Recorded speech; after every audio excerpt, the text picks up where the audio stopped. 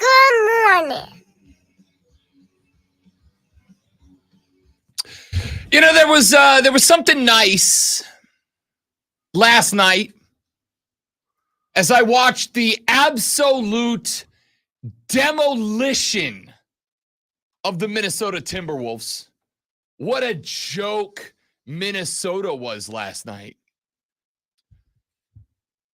Watching that game, or lack thereof, as I prepared to lay my sweet head down to rest, I started scrolling around the world of the sports internet, which can be a scary place sometimes. I'm sorry, who are you? Hi, I'm Rob Brown. Welcome to the Rob Brown Show here on the Fan Upstate. That's Alonzo over there, that handsome devil. As I, Rob Brown, of the Rob Brown Show, here on the Fan Upstate, laid my sweet little head to rest and decided to make one more pass through the world of the internet to see what may or may not have happened yesterday in preparation for the foremost electrifying hours of sports talk entertainment anywhere in America this glorious morning. I came across a couple of pieces that have been placed on the internet. And those pieces contained the official kickoff times of like multiple college football games when the fall rolls around in less than 100 days from now. And there was something nice about it. Now, y'all know I am a basketball guy. The NBA playoffs have been okay. They've been okay. We had a couple of good series, Indiana, New York, but if we can say anything about Indiana, New York, it's that unfortunately injuries kind of wrecked that series to some degree. We had a real good series between Minnesota and Denver. Outside of that, they've not been that good. The Boston Celtics kept coming up against teams that either did not have or in the process lost their superstars from start to finish. The Dallas Mavericks took the top two of the top three seeds in the West and smoked them. Which I guess maybe I should think it was good because this is a 5 seed that is now headed to the NBA Finals after they slapped Minnesota in the face last night. Something else.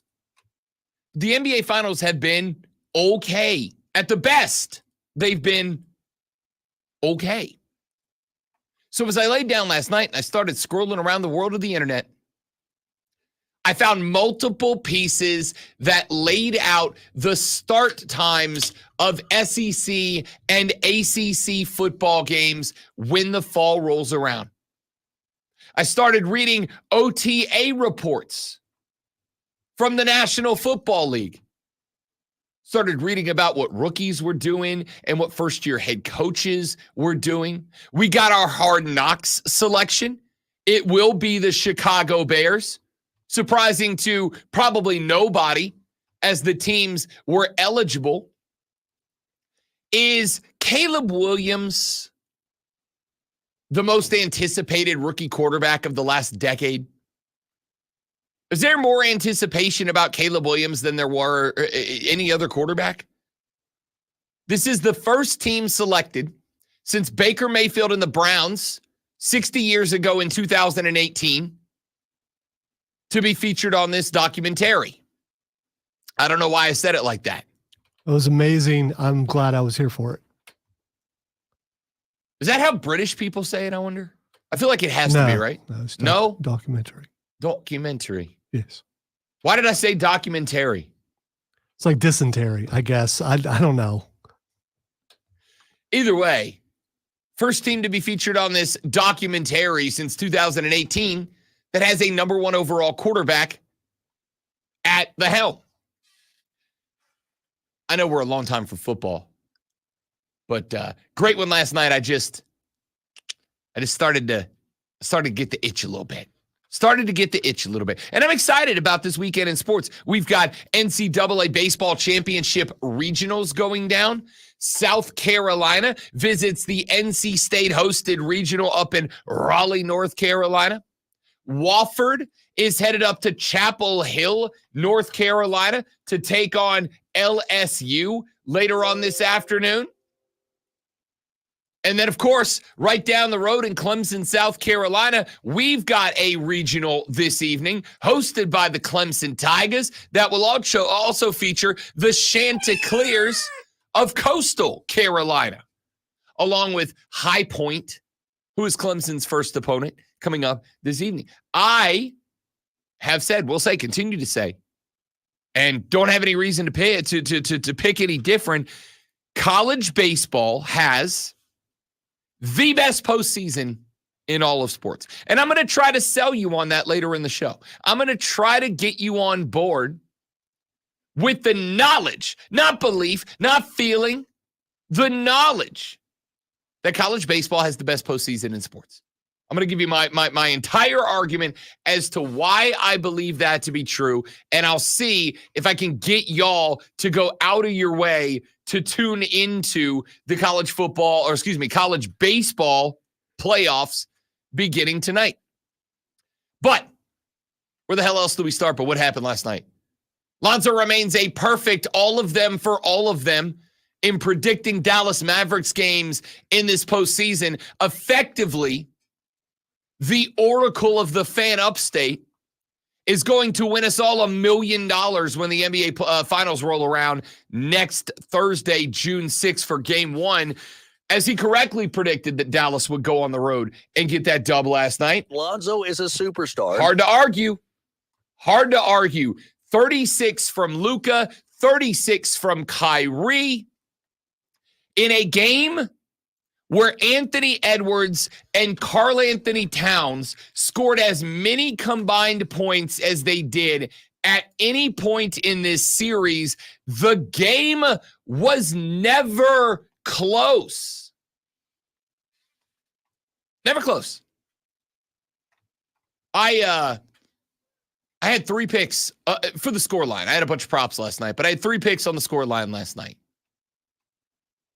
I went Minnesota on the money line, but I went Dallas Mavericks plus 5.5 because for just a minute yesterday, the line was at 5.5.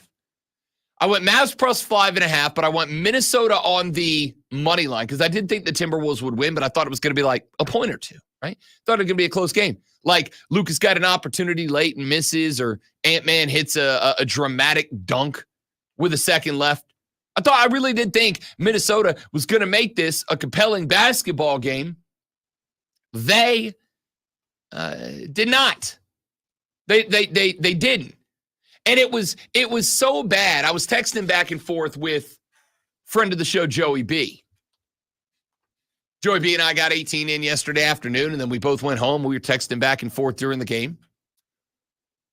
And I said, this is wild because I knew Derek Lively coming back was going to change the dynamics of this basketball game. That was something that I had been saying to y'all all week.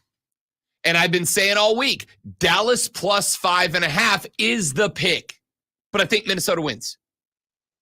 I think they win by, 1, 2, 3, maybe 4, but somewhere in that ballpark. So I got the Dallas plus 5. It effectively wiped out the bet of Minnesota on the money line. But that game didn't go that game or the way that game went because Derek Lively was back. There was a lot more to it than that. And I'll get into the X's and O's of this game. But I want to ask this question out of the gate.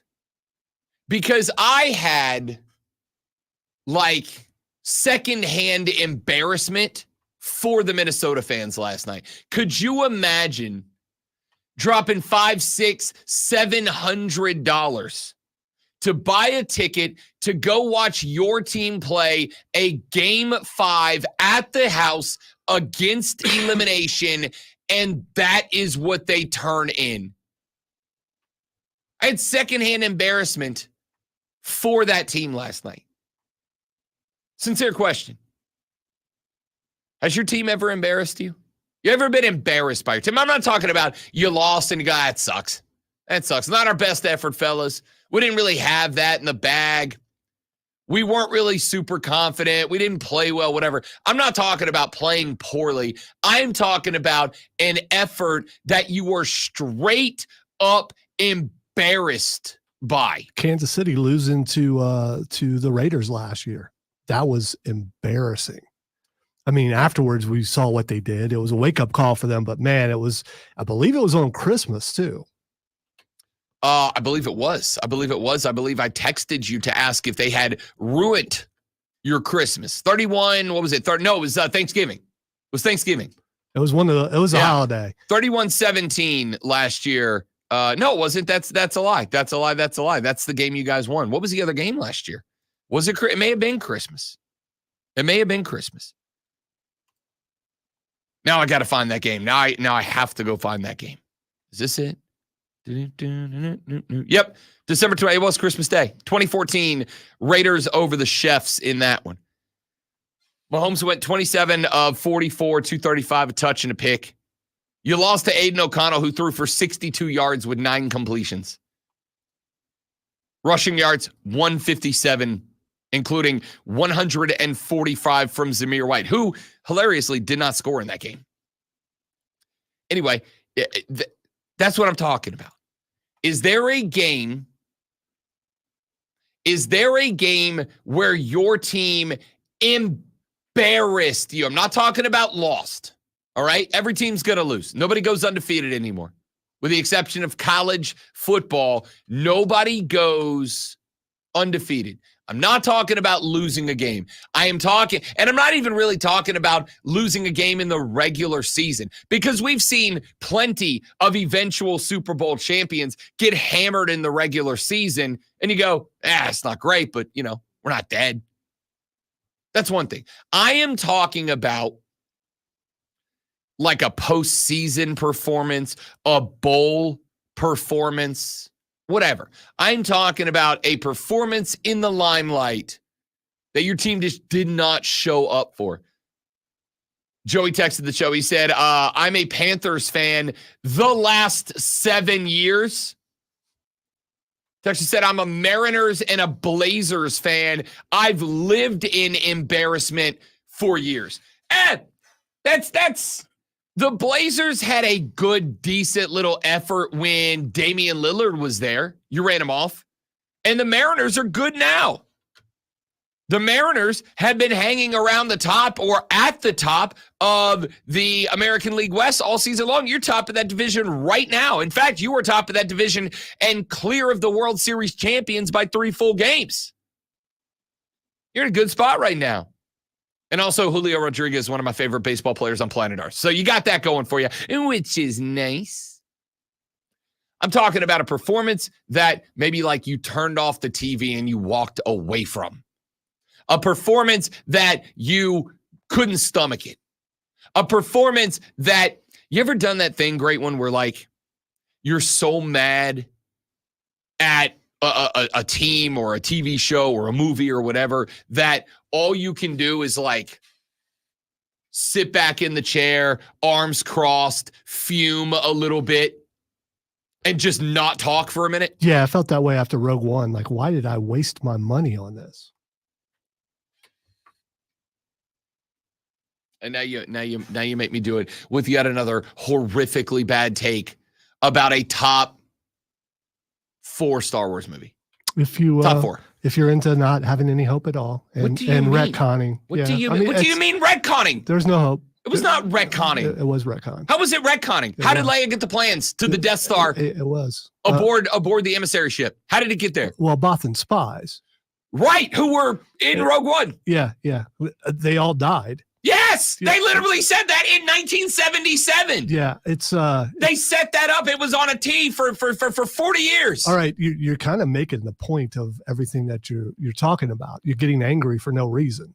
That's how I felt It's for, it's for a very good reason. when I wasted my money on that movie. It's for a very good reason. You wanted an example. I gave you an example. It's a bad example. It's an awful. It's example. a bad example for you and a handful of people. It's a good example for me and the majority.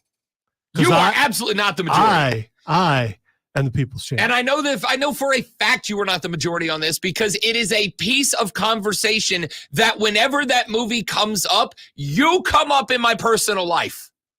Well, Like in my day-to-day away from here when Star Wars comes up, I'm like, can I tell you about the worst take that Lonzo has? by the way, They're very few and far Star between. Wars lists happen every May 4th, and it's either near the top or it's at the very bottom.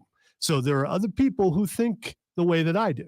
Okay. And this is the point to bring it back around is when you have that feeling about a game, the people on the other side who just won that game, they have the exact opposite feeling. Mavericks fans watched that fourth quarter without pants on last night. Yes. Mavericks fans were aroused by that game last night. And I don't blame you. You're missing your chance. I can't believe that you're missing it. Gummit, I know. My loins have been tingling. right there. It's early. We'll use that as an excuse. I'm good with that. It's a struggle bus kind of morning on a Friday. The Mavericks looked so good in that game last night. Rogue One was a great movie. They looked so good in that game last night that I didn't make any bets on the NBA Finals. There's two ways to bet a game, a series. Well, there's really three. There's three ways to bet a game in a series. To bet it as it starts, the minute it starts. You wait for the line to settle, and you're betting it right before tip. There's live betting the game. Live betting the game is where you let a quarter, maybe a half play out. You let the game play out a little bit. You wait till a team goes on a run, and you see how much you can get the spread up to or down to based on your perception on what happens. Or the third way is you bet way out in advance. Like a series that does not start until the 6th of June. And there is a reason for that. I want to talk about that because I heard a bunch of people complaining yesterday. Oh, set it up where we got to wait a week. I'll tell you why. But you can bet the series way far out because Vegas sets lines based on two things. Number one, what they think will happen in the game. And number two, what they think the public will think will happen in the game.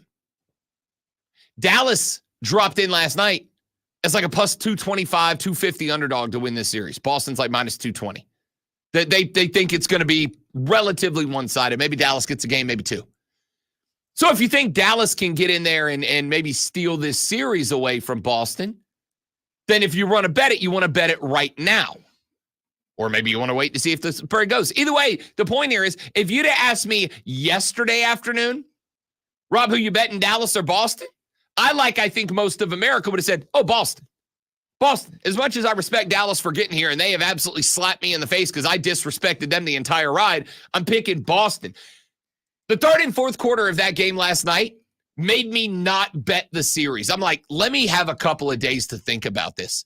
Let me get a couple of days to look at the numbers here because I might be wrong. All right, we'll talk some NBA basketball as the show rolls on, including what happened last night. The Timberwolves explode. Joey Texaso said, horrible example. Lonzo, Rogue One was a phenomenal movie. Best one Disney has made. Correct. Wow. Correct. Your Fab Five speak up. Correct. We already knew that was coming. Rogue One's incredible. Rogue One horrible is the Lonzo reading sports flashes of Star Wars movies. That's how good it is. Yeah, that's we all know how bad I am at that, and that's proof. Can we please go to break? I'm trying here. Let's go to break. We're trying here on the Rob Brown Show in the Fan Upstate. Prize Picks. All right, guys, quick live read. I'm coming right back. Stay right there for me.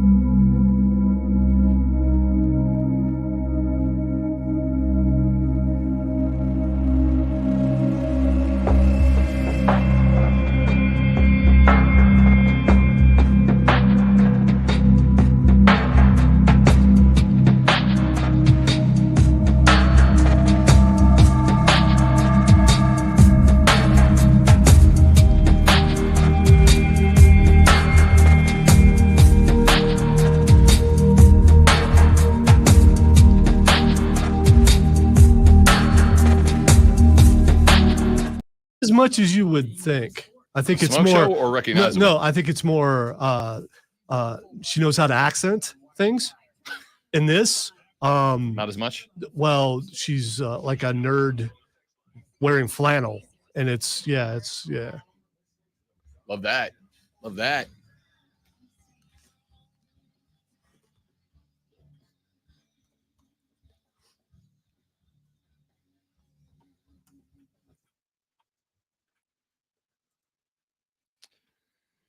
$124-103, your final last night. The Dallas Mavericks eliminate the Minnesota Timberwolves from the NBA's Western Conference Finals. The Big D, and I do mean Dallas, will be headed to the NBA Finals that start on June 6th, where they will meet up with the Boston Celtics. And listen, as we get closer, we'll jump into some of the storylines because there are some good ones. Kyrie taking on his old team, the Boston Celtics. That one's very interesting.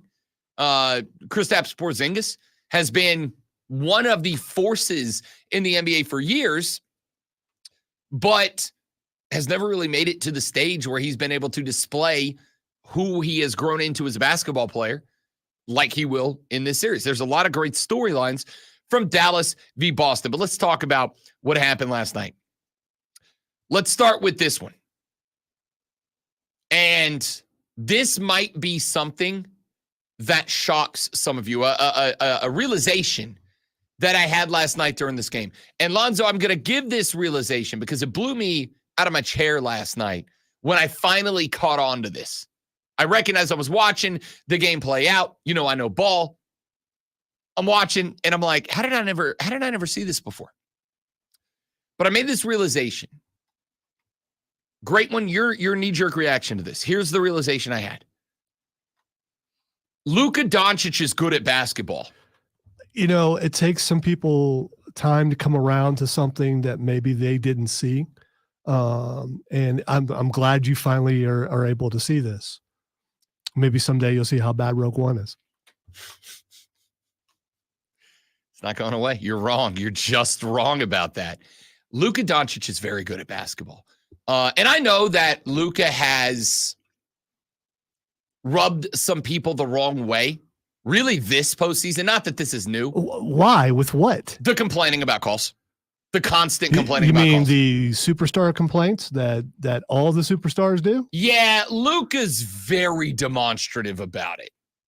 Right? Like I put Luka in like Steph is not, like LeBron is not, like KD is not. I mean, you can name all those guys and keep going to people who are lower than Luka in as far as talent goes, complaining the same way. I think the emphasis is on him because of how good he's played. So the better you play, the more the camera's on you and the more people see the complaining. For the record, don't disagree with any of it. I really don't. Luka Doncic last night got beat up. He really did. He got that last night. These whole playoffs, Luka Doncic got beat up. It's like the strategery to take out Luka is to take out Luka. Karl Anthony Towns was trying. Karl Anthony Towns, 28 points last night for the Minnesota Timberwolves. And nearly took Luka's head off. Luka got JBL'd a couple of times in these playoffs. Like clothesline from held a couple of times in these playoffs. Luka Doncic is a tough son of a biscuit. That's not an argument.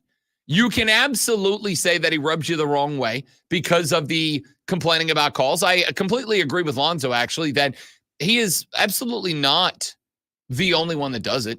Like, not by a long stretch is he the only one that does it. I would make the argument that he and LeBron are the two most demonstrative when they complain about calls. They are the two most Chris Farley-esque, just very physical in the way that they are demonstrative about wanting foul calls. I would also argue that they're two of the most fouled players in the NBA. It's part of the game. If you can figure out a way to be a scoring threat that walks their way into getting fouled, it's part of the game of basketball. It's part of the game. So, as far as the Mavs went last night, I don't think they did anything special. I think the Mavs last night were a team that probably played the most well-rounded individual basketball game of any team that went out. Luka Doncic scored 10 points 3 minutes into the game. The Wolves, again, had strong efforts from Karl-Anthony Towns, had a strong effort from Rudy Gobert. Both of those guys were playing within the rim. But, like, I don't know what to tell you. I don't know what to tell you. It was last night a game where if I asked you what could Dallas do better when they get set up against the Celtics, the answer to me is, I don't know. They played well off ball. There was good ball movement. I was worried after the last game because Minnesota made a change in that game by sticking Jaden Daniels over on Kyrie. They switched their defense up. They put a better defender on Kyrie Irving, and they said, all right, here's what we're going to do. We're going to go with the better defender on Kyrie. We're going to throw Jaden McDaniels over there against Kyrie. We're going to let Karl-Anthony Towns pick up Anthony Edwards pick up Luka Doncic. We know Luka's going to get some against Ant-Man, but we've got to take Kyrie out of the equation. And in the last game, they took Kyrie out of the equation. And Luka Doncic can go score 36. But if he doesn't have Kyrie putting up 17, 20, 22, it's not going to matter. Last night, it didn't matter what defensive set they ran. And they ran a little bit of everything. They ran a little man. They ran a little zone. They ran a little bit of everything. And none of it mattered because Kyrie was getting his. 14 of 27, 4 of 10 from behind the arc, hit 4 from the stripe. 4 rebounds, 5 assists. And Kyrie, I think, had no turnovers in that game. I don't think Kyrie had a turnover in that game. Last night, Kyrie Irving looked like championship caliber Kyrie Irving. Looked like Kyrie Irving of old. Last night, Kyrie Irving was the Kyrie Irving that Lonzo and I have been openly praising this year. Because he's not out there doing weird podcasts. He's not out there trying to convince you that the world is flat. It's not. He's not out there talking about, burning sage or whatever. He's not conspiracy Irving this year. He's actually put his head down and played basketball. And last night, Luka came out hot at the gate. Kyrie recognized that with Luka putting up 10 in the first 3 minutes of basketball, that they were shaded to Luka Doncic. And he took advantage. It was unbelievable. If you ask me right now, what could Dallas do better when they meet up with Minnesota next Thursday? Lonzo, my answer is I don't think they can. I don't think there's anything they can do better. And you know me, I'm always a something can be done better guy. I don't think there was from last night. All right, we'll talk some more NBA basketball later in the show. We got to get to some NFL and more. It's Friday. Let's get weird on the Rob Brown Show and the Fan Upstate. Listen on your phone. Download the Odyssey app and search. Chuck Sanders, here's the Sports Flash presented by Progressive. The road to the College World Series in Omaha, Nebraska gets one step closer today with the start of college baseball. Have you seen the Darren Waller music video? I saw that he put it out. I haven't listened to it yet, though. It's unbelievably bad, and I love it so much.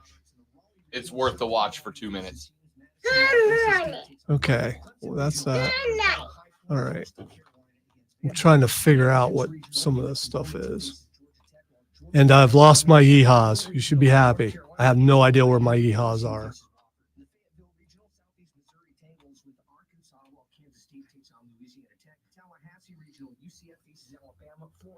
I don't know where I put them at.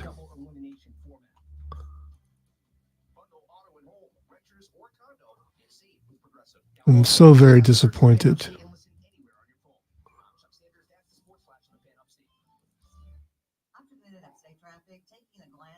Found the yeehaw. Oh, I had already put that one up there, but I don't have the crazy one. Oh, well.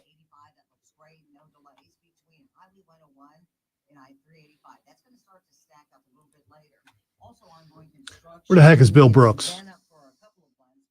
Where's Billy at? He leave early so he could get his weekend on.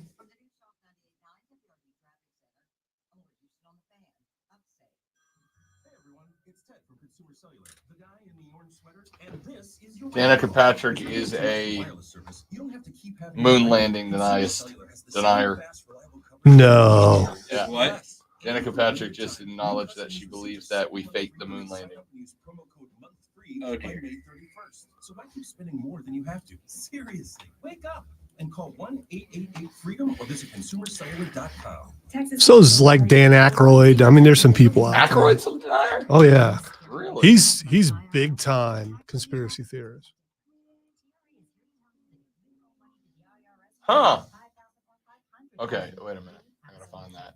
TRA can eliminate or reduce what you owe to the There's a- IRS. there's a- Zero risk never to you. mind. You have over 1,000 five-star This- reviews. Last study claims that 7% of Americans believe we faked the moon landing, which is honestly lower than I thought it would have been. Maybe it's just that the people that do think we faked it are the ones that we laugh at and pay attention to. So it sounds like there's more of them. I'm curious about what the demographic is as far as the people who don't believe it. Are they older people who don't believe? I know Danica's younger, but still. Danica's got to be what, her mid-40s? Yeah, she's probably early mid-40s. She's 42. You know, Aykroyd's 60s at least, maybe 70. So You know what? That's really interesting. I actually have never really considered if there's like a primary demographic of like people who were alive when it happened. Yeah. More so. I almost wonder if it skews younger. Not younger, but like 40s, 30s, 40s. You know what I mean?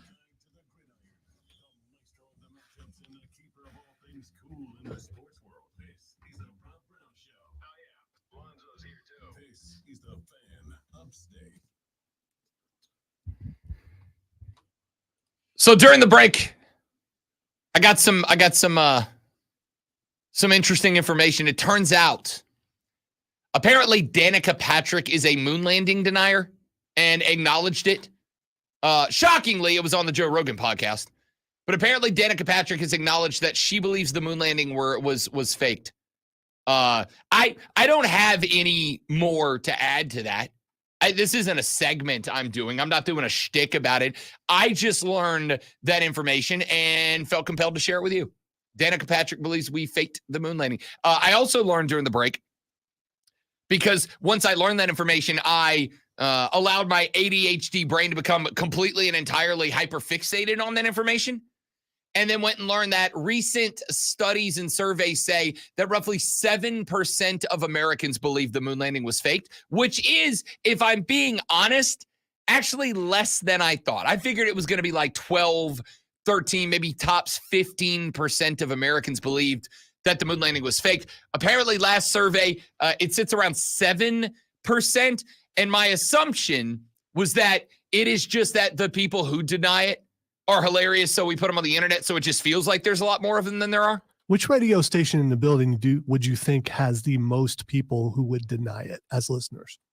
As listeners. Yes. I have my theory. I have my theory too, and I don't think you're going to like it. Yeah, because your theory is biased. I'm going to go with Okay, your theory's biased. Classic Rock 101. That actually would have been my second guess. Because that the demographic there,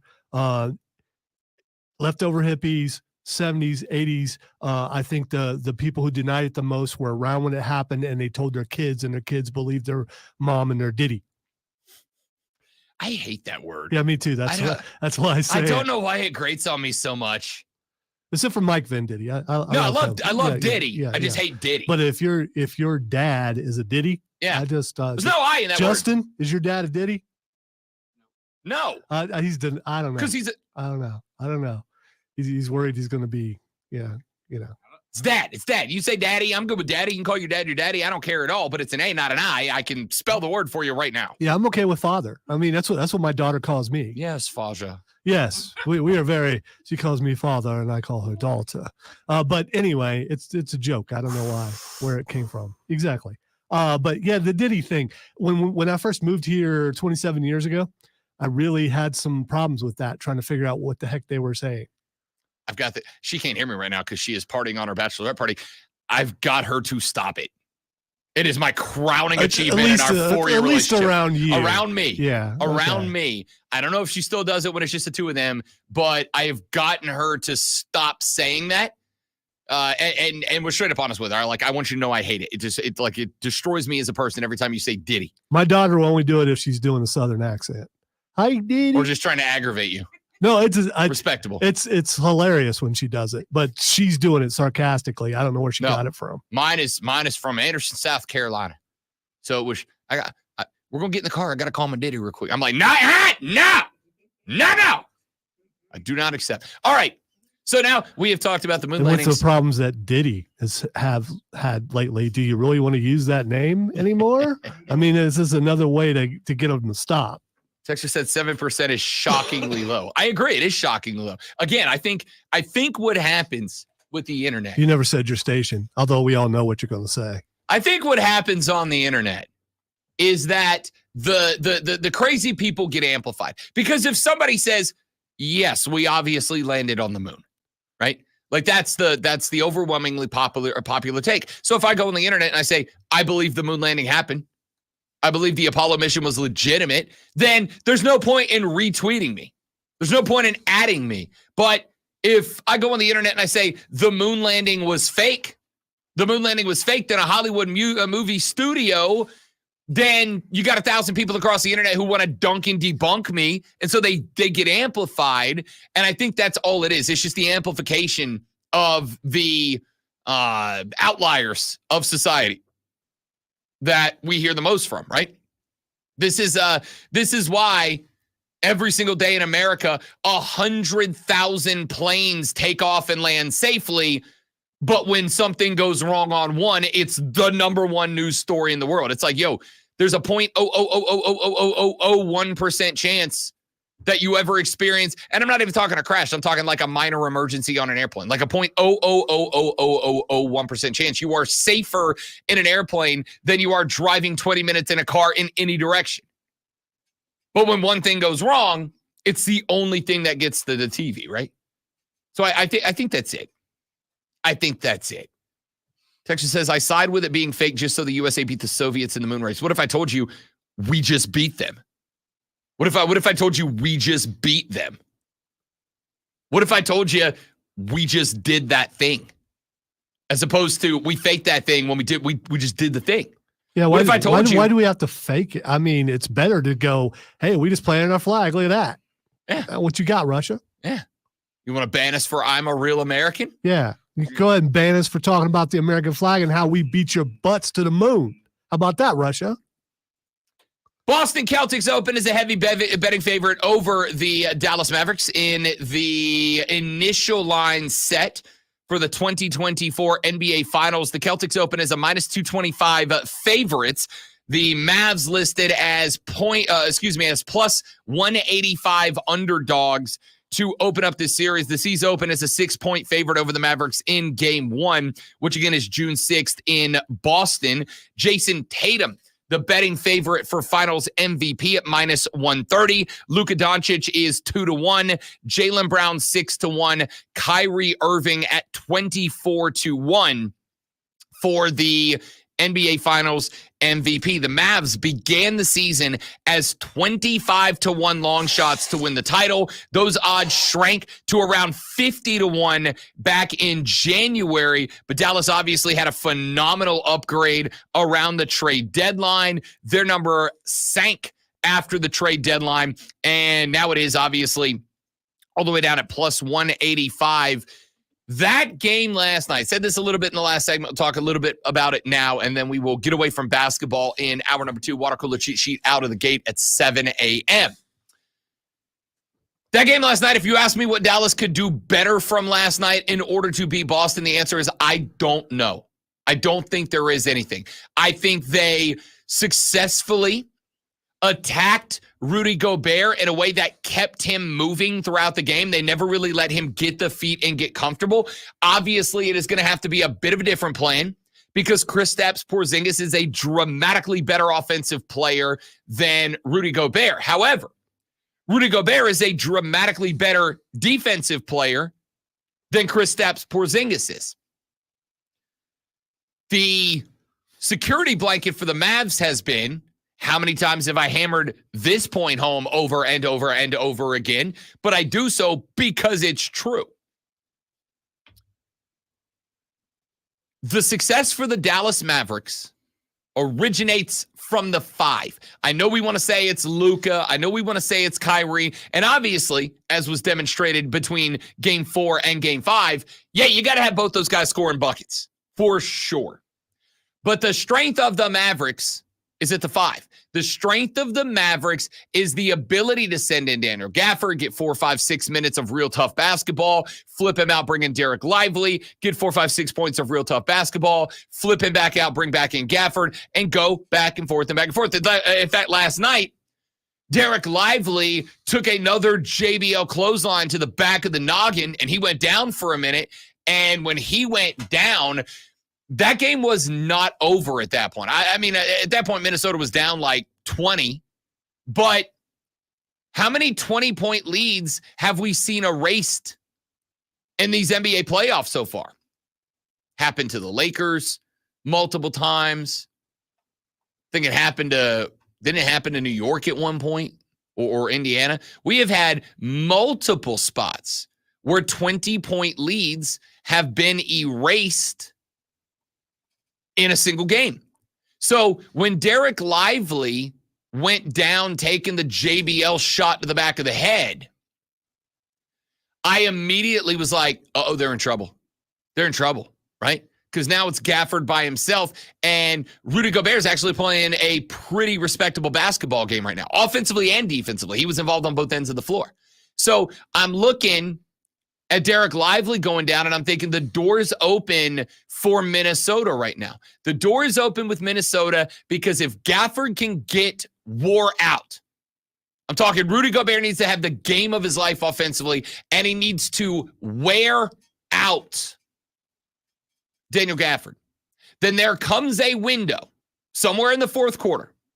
There comes a window where Gafford's got to sit to catch a breath. He's got to go get the old oxygen tank turned on. And then that's where Rudy Gobert and the T-Wolves need to hit the afterburner, full speed ahead. And chip that lead down, chip it down, so that hopefully before Gafford comes back in, you got it back down to single digits. And then I need Ant-Man to take over late. But nope. Derek Lively checked out for a minute, ended up coming right back into the game, decided to big stones his way through the fourth quarter. They went back to alternating guys back and forth. Minnesota was never able to get anything going. And on top of that, it's the other spot. Minnesota shot 42% last night from the floor. 31%, just over 31% from behind the arc, 10 of 32 from three land, and 38 of 89 from the floor. Now, a handful of those misses came late in the game with a buck and some change left when they went to the reserves, when they went to the backup guys. Lonzo, can I tell you what the definition of pain is, by the way? Can I tell you what pain is for me? I put together a 6-leg 750-1 parlay last night. Parlay, for those of you who are not into the gambling terms. Parlay is when you put together multiple bets and they all have to hit, but it increases the odds. Here's what I had last night. You ready? Luka Doncic of the Mavs over 30.5 points. Hit. PJ Washington over 1.5 3-point field goals. Hit. Luka Doncic 8 or more total rebounds against the Timberwolves. Hit. Karl Anthony Towns over 27.5 points. Hit. Naz Reid of the Minnesota Timberwolves over 4 rebounds. Hit. And Anthony Edwards over 6.5 assists. You know how many he had last night? I'm going to guess 6. 6. Not only did he have 6, but from about 4 minutes until about 2 minutes left in that game, Anthony Edwards was still in the game. Anthony Edwards was still driving and kicking. Anthony Edwards had 5 assist possibilities, and the Timberwolves went 0 for 5. Any one of those 5 hit, and I hit a plus 750 parlay last night. infuriating. Ah, I was so mad. I was so mad. I texted Keegan bad words. Like, you got to be bleeping kidding me, dude. Is that you act like that's not a normal thing? I mean, I do it anyway. But last night I actually meant him. Right? Anyway, Lively and Gafford against Porzingis. Porzingis is going to outscore the combined efforts of Lively and Gafford in any game that Boston wins in the finals. My question is on the flip side. My question is, can Porzingis have a game when Joe Mazzulla can't massage when and when not Porzingis is in there against the best that you would have defensively for the Mavs? There's no point. There's 48 minutes where there's a 7-foot rim protector down low. I slammed on this fact during the Mavs Wolves series. That is what won them that series. Luka going out there and getting you 30 every game. Kyrie popping up and getting you 22 plus the games that you won. Those are all critical factors. I am not pulling away from that. All critical factors. But what won you that game, what won you that series, was the fact that at no point in 48 minutes of any of the 4 wins for the Mavs, at no point was there a free run to the basket for the Minnesota Timberwolves. You had to get by the defender that was on you, and then you had to play through a 7-footer on the back end. Can the Celtics do that? And I'm going to add on top of that, and this is the narrative right now. I don't know if the narrative, scratch that. The narrative's fair. Draymond Green disagrees, but the narrative is fair. The Celtics have not been pushed in these playoffs so far. The Celtics have not been pushed in these playoffs. You go back to round number 1, the Celtics got the Miami Heat. No Jimmy Butler. Playoff Jimmy. It's the only reason the Heat were in the playoffs. It's the only chance they had at making it through the playoffs. No Jimmy Butler. Then they go to round 2. They win series 1 4-1. They go to round 2. They got the Cavaliers out of Cleveland. Cleveland takes one of the first couple. Then what happens? Donovan Mitchell goes down. Best player on Cleveland. Again, only reason that Cleveland is there is a 4 seed. Donovan Mitchell. Spida goes down. And just like that, Boston wins 4-1 in that series. Then they get the Pacers. What happens in that series? You got two tough games out of the gate, and then Tyrese Halliburton goes down. Best player on the Pacers. Only reason that they're there. Halliburton goes down, and they win that series 4-0.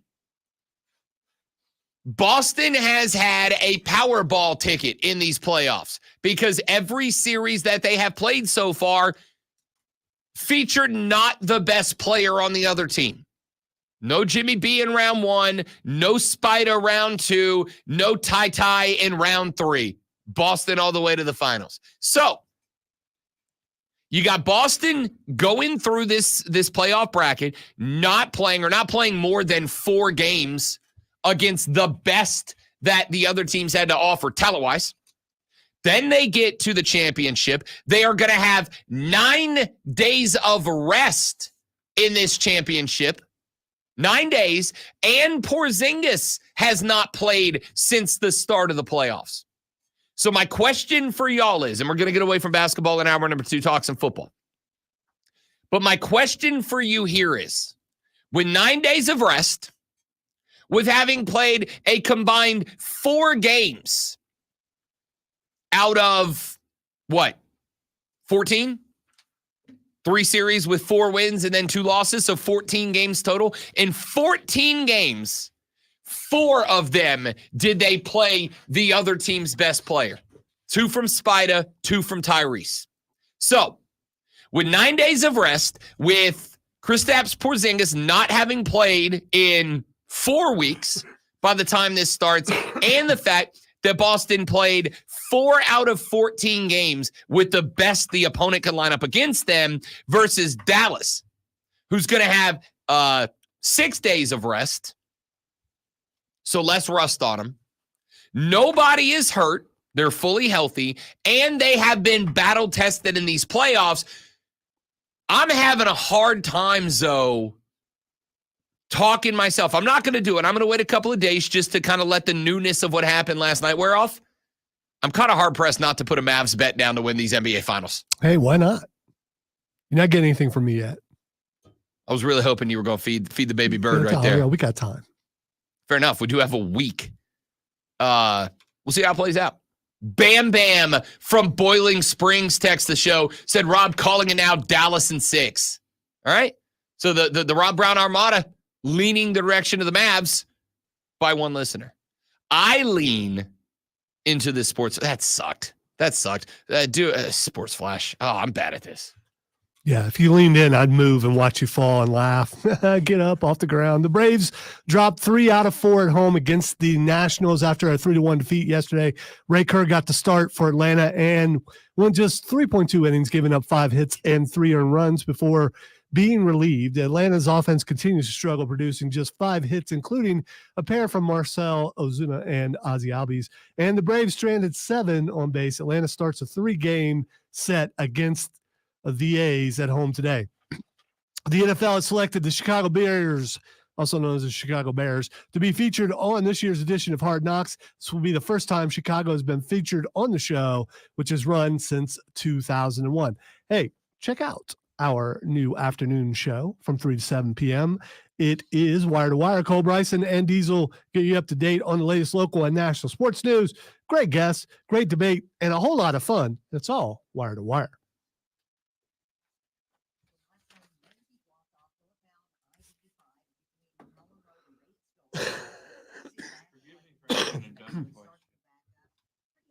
I seriously doubt it's a dumb question. Traffic live or recorded? It's live. Oh, It came. Well, no, it's recorded and sent in okay. like just a few seconds ago. That's what I was wondering. If it was like they heard the cue and No. Sorry. No. Okay. Okay. That's what I was wondering. I was leaning that way. I just, wasn't You can access traffic cams from anywhere. So that's what they're doing. blessed. Speaking of the A's, last night is what. Don't do a baseball thing, dude. I'm telling you. No baseball for me. I'm not being mean. No, it's not about that. Oh, okay. It was about something that happened, what people will call an announcer jinx. Mm-hmm. They have a new announcer for their TV broadcast. Hmm. She was a female, Jenny Avnar, and I've seen a lot of criticism on the interwebs. I don't partake because it's not my place. And she had a good line. Just the timing was not very good. Because she's like, oh, such and such pitcher is trying to get payback on the Rays. As soon as she says that, boom, gives up the game tag on her. And I'm just like, man, that sucks. That happens to just about every announcer, though, in every sport. Yeah. And it was their, they have a guy on the team who went to Gardner-Webb. You may have heard of the name Mason Miller. I haven't, but again, not a baseball guy. Not going to hide it. Not going to pretend that I'm just not a baseball guy. So he steps in to fix the problem at hand before it gets out of hand. Dude throws He gas. knows Granger's got the right product he needs to get the job done, which is music to his ears. Call clickgranger.com or just stop by. Granger, for the ones who get it done. Yeah, I've always called my dad, Dad, Daddy, or every once in a blue moon, Pop.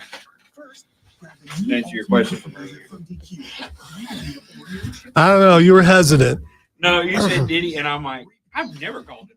It took me a second to I think it took me a second to fire off an answer slower than what I should have.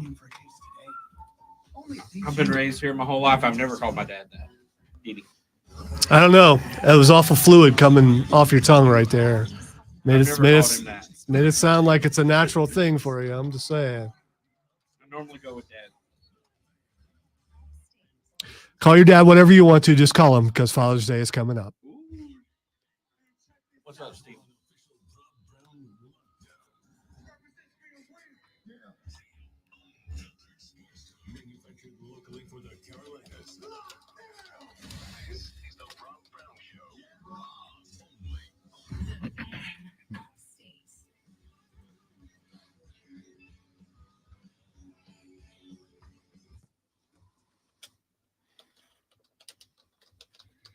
And off we go into hour number 2, ladies and gentlemen. Rob Brown, the great one, Lonzo, and you. Here's how you get in touch with the radio broadcast this morning, because we are about to talk some football coming up here in just a few minutes. The renewal by Anderson of the Carolinas fan phone is on and open. 844-FANFONE. That's 844-326-3663. 844-326-3663. The text line is open and available at 71307, 71307. Start your text with FAN, F-A-N, FAN, F-A-N, and we will read them on the air. You can tweet me at The Rob Brown Show. At The Rob Brown Show, you can tweet Lonzo at Lonzo on Word, W-O-R-D, and you can tweet everybody in the station at The Fan Upstate. At The Fan Upstate, if you want to get at us in that direction, we would love to have you on the show today. It is, ladies and gentlemen, 7:01 in the morning. You are 58 minutes and 18 seconds away from getting clocked in at work today. And once you get clocked in at work, you gotta do the early stuff, right? You got to make sure that the boss's emails are returned. You got to check God, I hate checking voicemails. Who leaves a voicemail? It's 2024. Drop an email, send a text, or leave me alone. Okay? Real simple. But you got to check those voicemails. Make sure you return that big important call from that one client. You know the one I'm talking about, the one the boss has been beating you up about for a little while. And then once you've done all those things, here's what you do. You walk down the hall. You go get Jack from sales. Jack's down there. He's working hard too, man. He needs a break. You both need a break. So you walk down. Hey, Jack, what do you say we head over to the water cooler, talk some sports? You know Jack's going to be like, yeah, absolutely. Let's do that. So you and Jack, you walk down the hallway, you head down to the water cooler, you post up in a spot that the boss can't see you when he comes down to get his coffee, when he gets in, because he gets in late every day. What a jerk, right? You better be here on time. And then he shows up 10 minutes late every day. Anyway, you and Jack are going to talk sports. And if you're going to talk sports, you got to know what's going on. And if you need to know what's going on, you need this.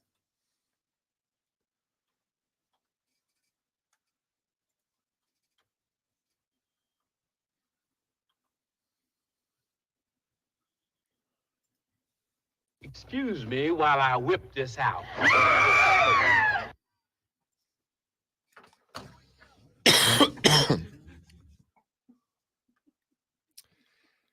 It is the water cooler cheat sheet, the top 3 sports stories that you need to know before you get to the office and start talking sports with your coworkers this morning. This is what the conversation will be about. Let us dive right in with item number 1.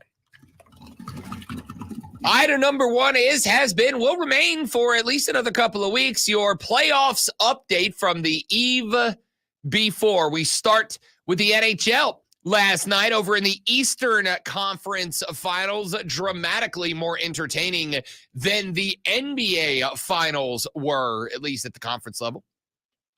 Florida Panthers now up on top of the New York Rangers with a 3-2 series lead after they won last night's Game 5 with the same scoreline. 3-2 was your final there. Chris Kreider for New York got the scoring started just 2 minutes into the second period with a shorty.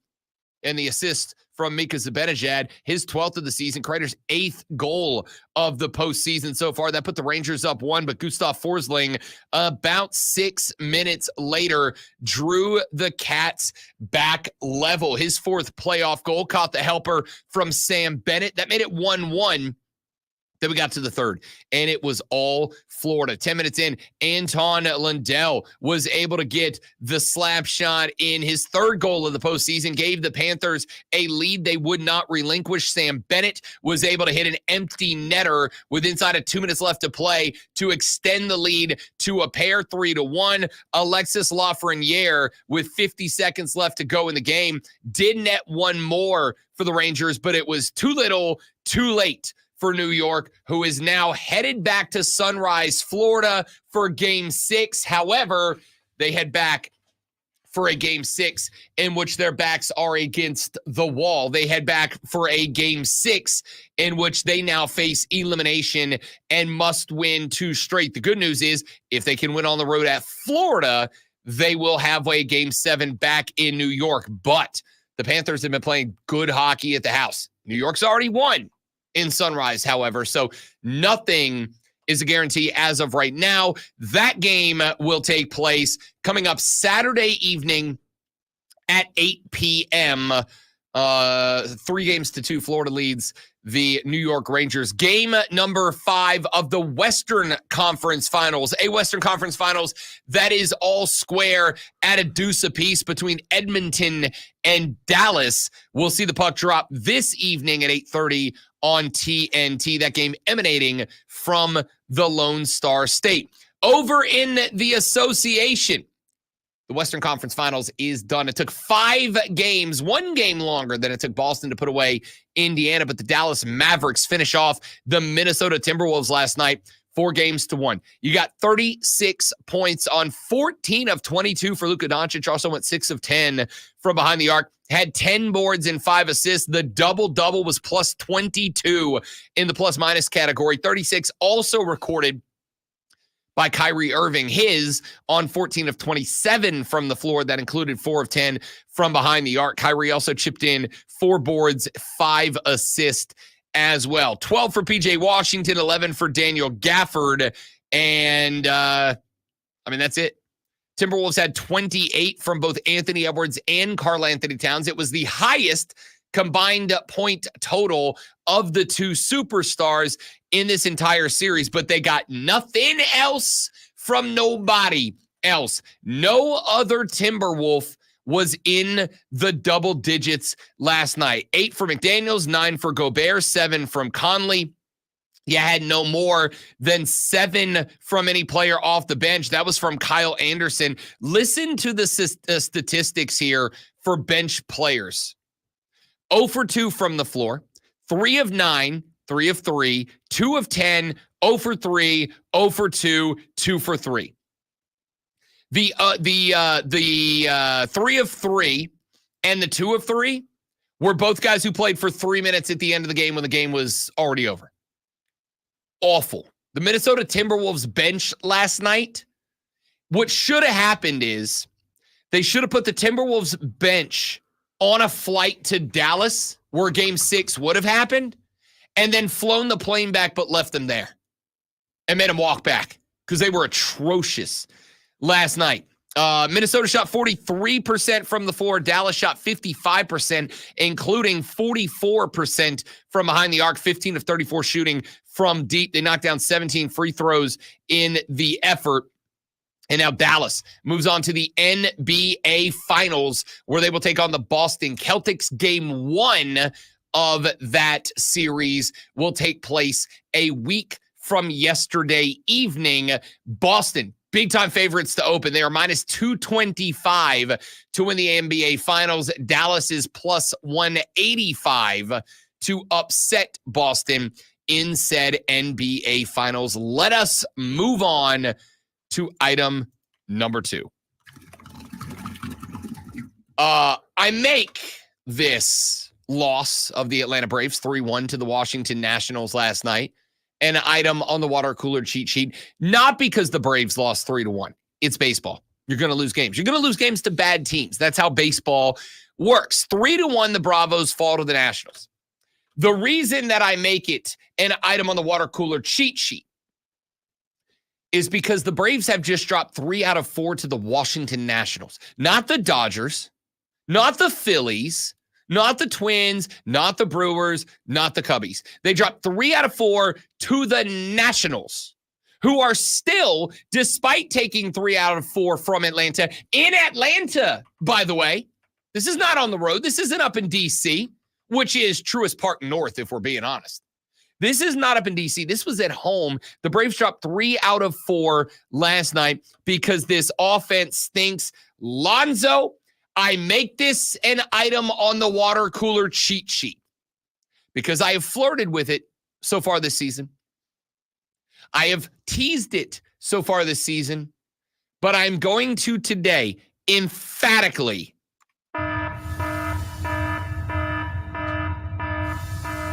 push the out of the big red panic button for the Atlanta Braves. They're not good at baseball right now. But wait, Rob Brown, they're 31-23 as it stands. Yeah, no, I know. I know. But wait a minute, Rob Brown. They are second in the division. Oh, I am aware. But wait a minute, Ron Brown. They would be no worse than second place in every division in the National League, and they would be no worse than second place in every division in Major League Baseball. Oh, I am aware, but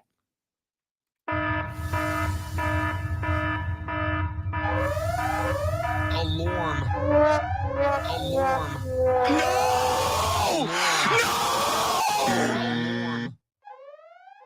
Alarm. Oh, it's atrocious, dude.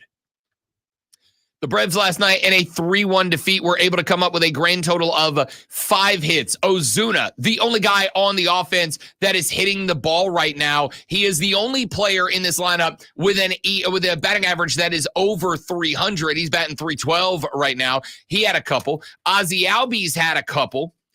You had one from Kelenic. Michael Harris II, 0 for 3. Austin Riley, 0 for 4. Matt Olson, 0 for 3. Orlando Arcia, 0 for 3. Sean Murphy, 0 for 4. Adam Duvall, 0 for 4. Let me do this for you. Of the team that played last night, which, by the way, with the exception of Ronald Acuna Jr., this is the starting 9 for the Atlanta Braves. This is the best this lineup can be. Here's the batting averages for this baseball team. Money Mike's at 255. Austin Riley, a guy that I spent this offseason saying, don't be surprised if he's a dark horse for NL MVP. Don't be surprised if Austin Riley's name's in the hat. Not that he'll win it, but his name's in the hat. 227. Ozuna's 312. Matt Olson, you remember that guy that led Major League Baseball in home runs and RBIs last year? Matt Olson's batting 234. Ozzy Albies is batting 283. Orlando Arcia, 236. Sean Murphy. Remember that guy when Sean Murphy was hurt and everybody was like, oh, when they get Sean Murphy back, you know, because Travis d'Arnaud is good, but he ain't it.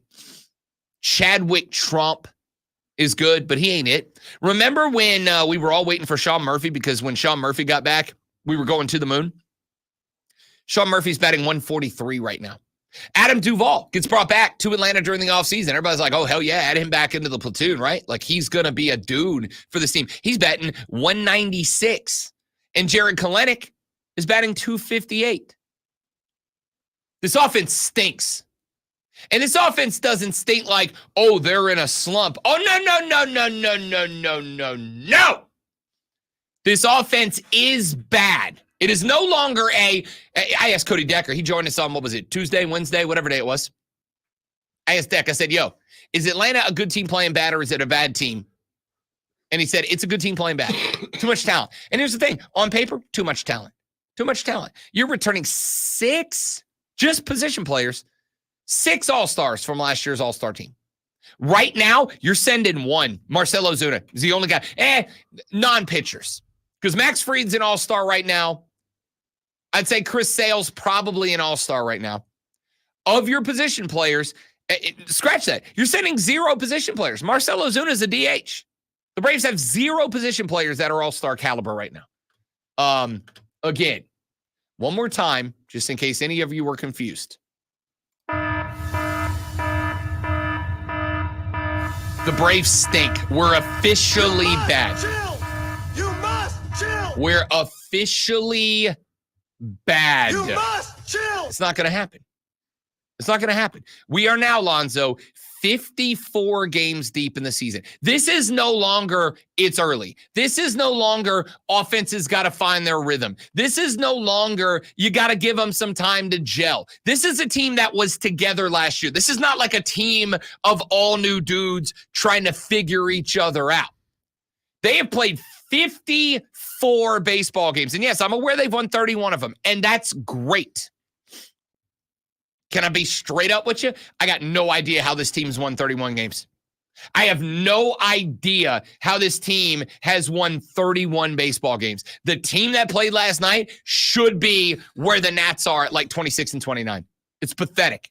It's bad. And I'm at the point now where, and this is going to be my hot take of the day. It's getting hot in here. So hot. Brian Snitker's a problem. A manager that has won you a World Series is a problem at this point because I look during these games, I glance over at Snit in the dugout, and he does nothing. He does nothing. I am genuinely at this point trying to figure out what is Brian Snitker doing. I honestly, I think Brian Snitker is in this spot. I think he is in this spot where he is a fan. I think he's a fan. I think he looks at this offense and he is saying what Decker said earlier in the week. Oh, Rob, you gotta give him some time. This team's got too much talent to be bad. You got to give them some time. I've given you 54 baseball games. This is not new. 54 games in, and this offense stinks. And Brian Snitker is doing nothing about it. They're not even halfway through yet. Come on, man. Dude, they are 6.5 games behind a team that they were consensus picked to put in the rearview mirror by like a lot of games, by like 10, 15 games. 6.5 back. At this point, ordinarily, like there's some seasons where you don't look really good in the first half. And then you're like, that's fine. You turn it around. Like a lot of teams get hot after the All-Star break. Somebody give me any optimism. Somebody give me any optimism right now. Just anything that's going right you can lean on. That's not Max Fried or Chris Sale. 2 pitchers, which means you're giving me 2 games out of every 10 where I can trust the rotation. 2 games out of 10, I can go, well, we got a chance because Fried and Sale are up there. But I don't care if you've got friggin' Randy Johnson in his prime up there. If your offense is going to manage 5 hits against the 4th best pitcher on the 3rd best team in an average division, the NL East, what's it matter? If you're going to get 5 hits in that game, what's it matter? And finally, very quickly, item number 3. I kind of threw Lonzo. That's on me. That's on me. The NCAA and a coalition of states suing the organization announced a proposed settlement of a lawsuit Thursday that would allow athletes to be immediately eligible to play no matter how many times they transfer and would offer some who were sidelined an extra year of eligibility. Under the proposed agreement, a preliminary injunction issued by a federal judge in West Virginia allowing multiple transfer athletes to compete would be made permanent. Judge John Preston Bailey would still have to sign off on the pact. The agreement comes a month after the NCAA Division I Council fast-tracked legislation that was ratified by the D1 Board of Directors to fall in line with Bailey's preliminary injunction. Blah, blah, blah. Long story short. A couple of months ago, when this lawsuit came through and when this first order was issued, the NCAA said you can transfer as many times as you want. And as of right now, we're going to let you play. Doesn't matter where you go, we're going to let you play. Doesn't matter how many times you've transferred, going to let you play. But the thought was that at some point, it was possible that this lawsuit would ultimately go a different direction. It was possible that the NCAA may go back to saying, all right, you got 1 transfer, or maybe they reached an agreement where you could transfer 2 or 3 times. Nope. Now it appears that athletes may transfer as often as they like, and they may play immediately when they do. And if you were an athlete who has lost a year of eligibility because you transferred a second time and had to sit for a year, the NCAA is going to give you that year of eligibility back. So the transfer portal is now what, Lonzo? That would be free agency, Rob. There you have it. There you have it. Like it, dislike it, let me know. 844-326-3663. Text me 71307. Got a handful of text so far, and I'm going to respond to them when we come back on the Rob Brown Show in the Fan Upstate. New life. All right, guys, one more live reading. We're coming back. Y'all stay right there.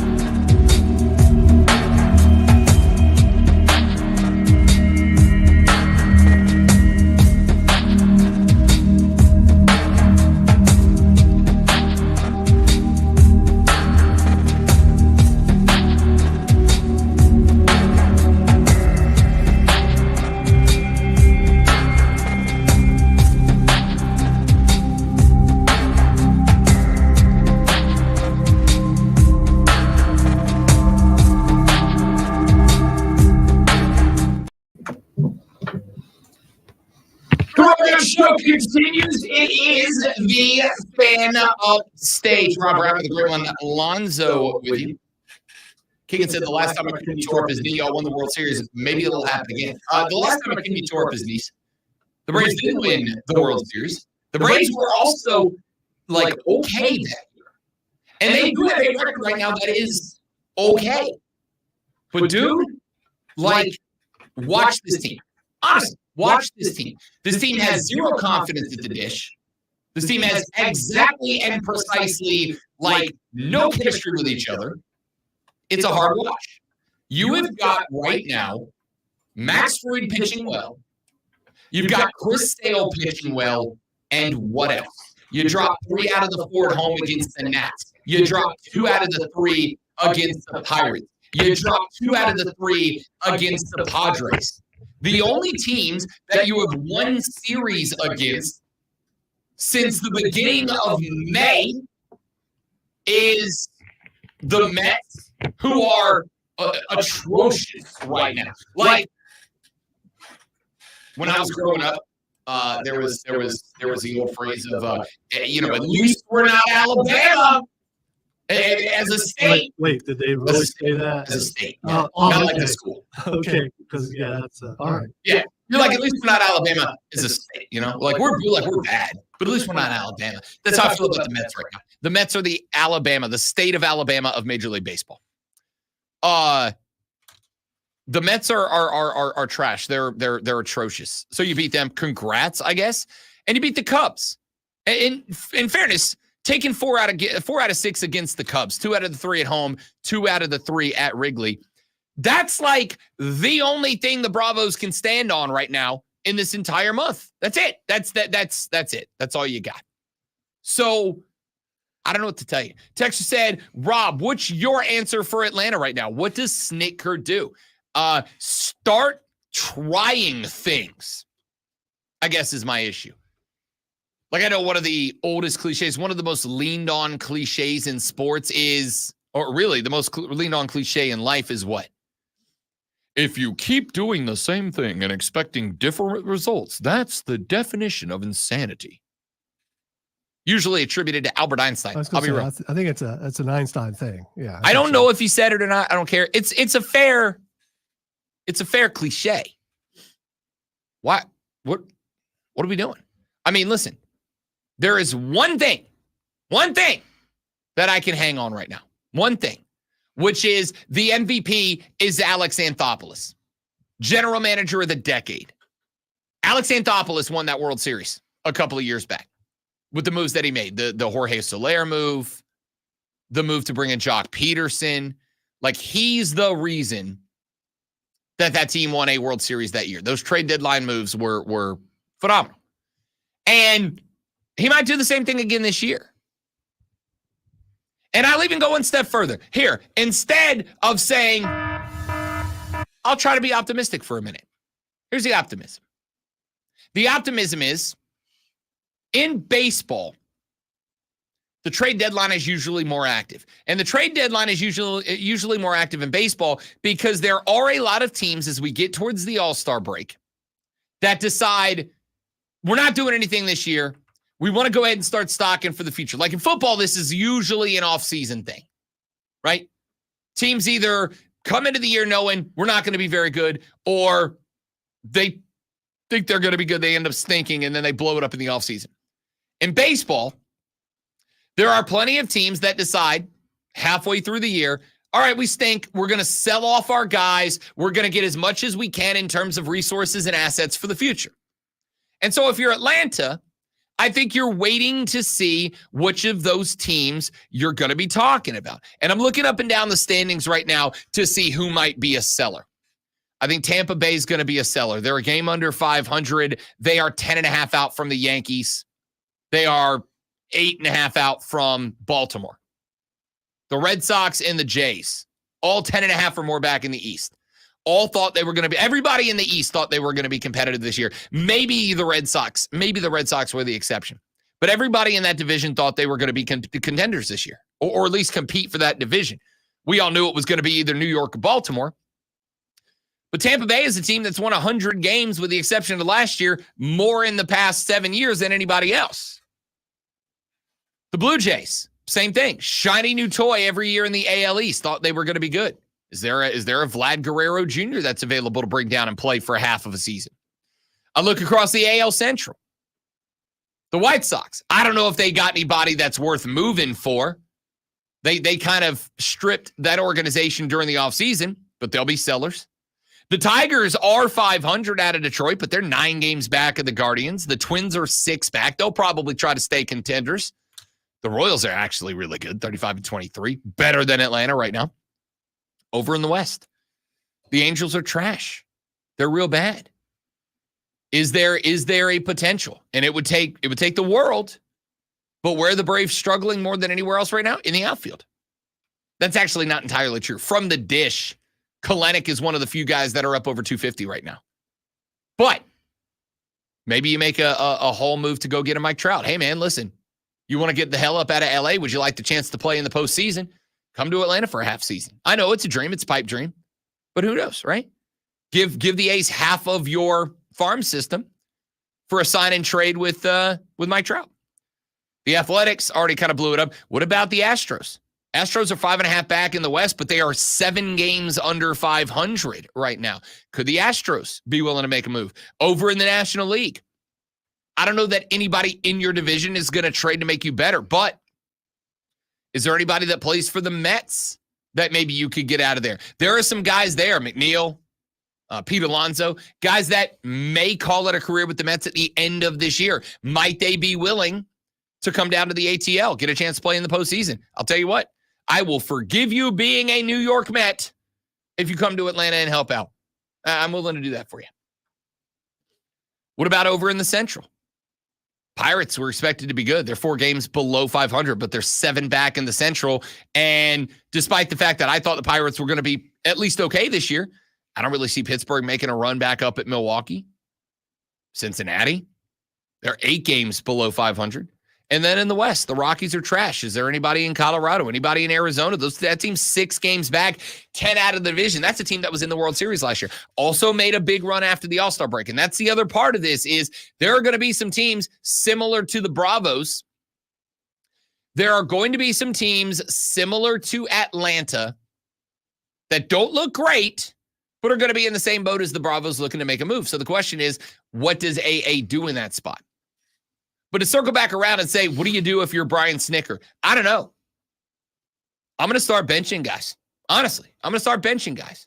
I'm going to start tinkering with the lineup. I'm going to start moving guys around. I'm going to start platooning guys off the bench. I'm going to see if maybe I can find a spark somewhere. Maybe you got a guy. And again, I don't know who that guy's going to be. I don't know if with some consistency and a belief that he's gonna be that dude,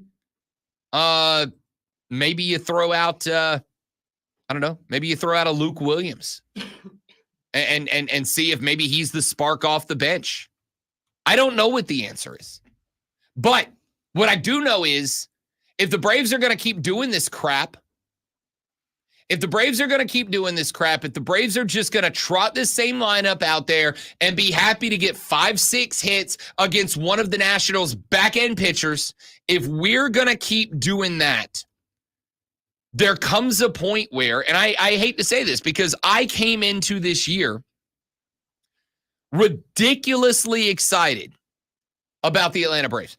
I was going on, quite literally, going on nationally syndicated baseball shows around the country. And going, Braves over 101. It's a lock. It's guaranteed. Bet the paycheck on it. Well, I'm about to be out of paycheck. You went up against the 5th man in the Nationals rotation yesterday. You managed 5 hits and you dropped 3 out of 4 at home against a team that is sub 500 by a handful of games. It's not good enough. When we come back here in a minute, let's talk some football. I got some interesting thoughts as a couple of folks yesterday from different sites decided to give out some of their preseason NFL predictions. Lonzo and I are going to take a look at those and see which ones we like and which ones we don't when we come back on the Rob Brown Show in the Fan Upstate.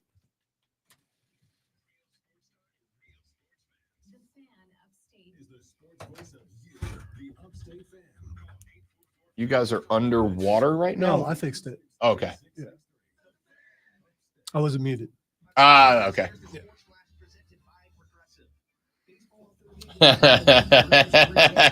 That's actually brilliant, Shane. I like that a lot. Classic new guy.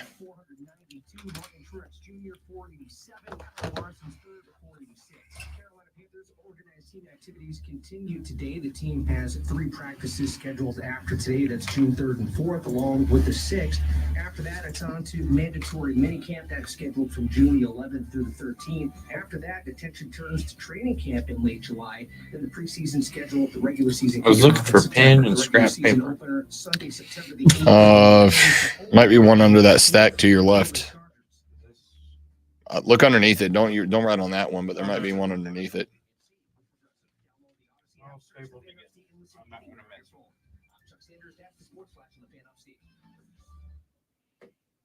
Up to minute of state traffic observing the Cordell traffic cam seeing construction in that left lane northbound I-85 in between Pelham Road and Batesville Road.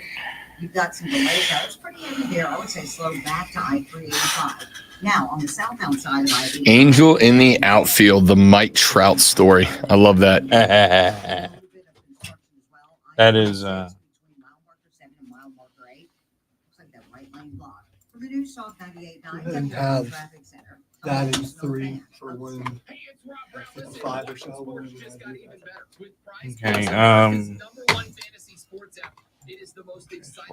okay. Three. I was going to ask you. I was trying to find a scrap piece of paper, but For what? just a scrap piece of paper to For write what? something down so I could have it to reference, like for timing purposes. I mean, that's something you use. I won't go touch it. Go ahead.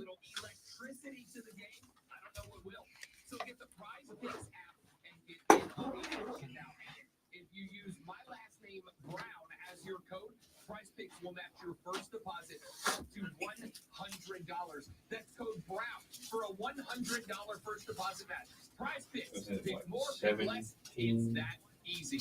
Must be present in certain states. Visit prizepicks.com for details. Don't second guess. Just remember. I'm trying. That's why I'm writing it down. Driving through Buffalo, South. Dude, I'm shocked we're in Buffalo, South Carolina. I have been to Buffalo, South Carolina, hilariously. One of the very few places I have been. The fiance not too long ago had something made I had to go pick up for her in Buffalo, South Carolina. I had lunch there at a place called Midway Barbecue, and it's pretty solid. It was pretty solid. So closer to 50. It varies. You got to look at how long the break is. Count and see how many minutes are in the break. You can go a little bit later if there's not as many minutes. So it varies from hour to hour. You're in hot water, mister. What'd I do? You cannot write definitive time down because there isn't one right That now. old outdated tank water heater. Maybe it's time we finally switch to the Navien tankless. When you sit down, look how many minutes are Hot water. that's the last break. Your energy costs. Hey, look at this. Our utility bill is lower since we got the Navien tankless water heater. Who's in hot water now? We are all the time. Not being mean. I can't give you a time. It's going to be somewhere between 53 and 55. And if Rob goes to break, then you go to break.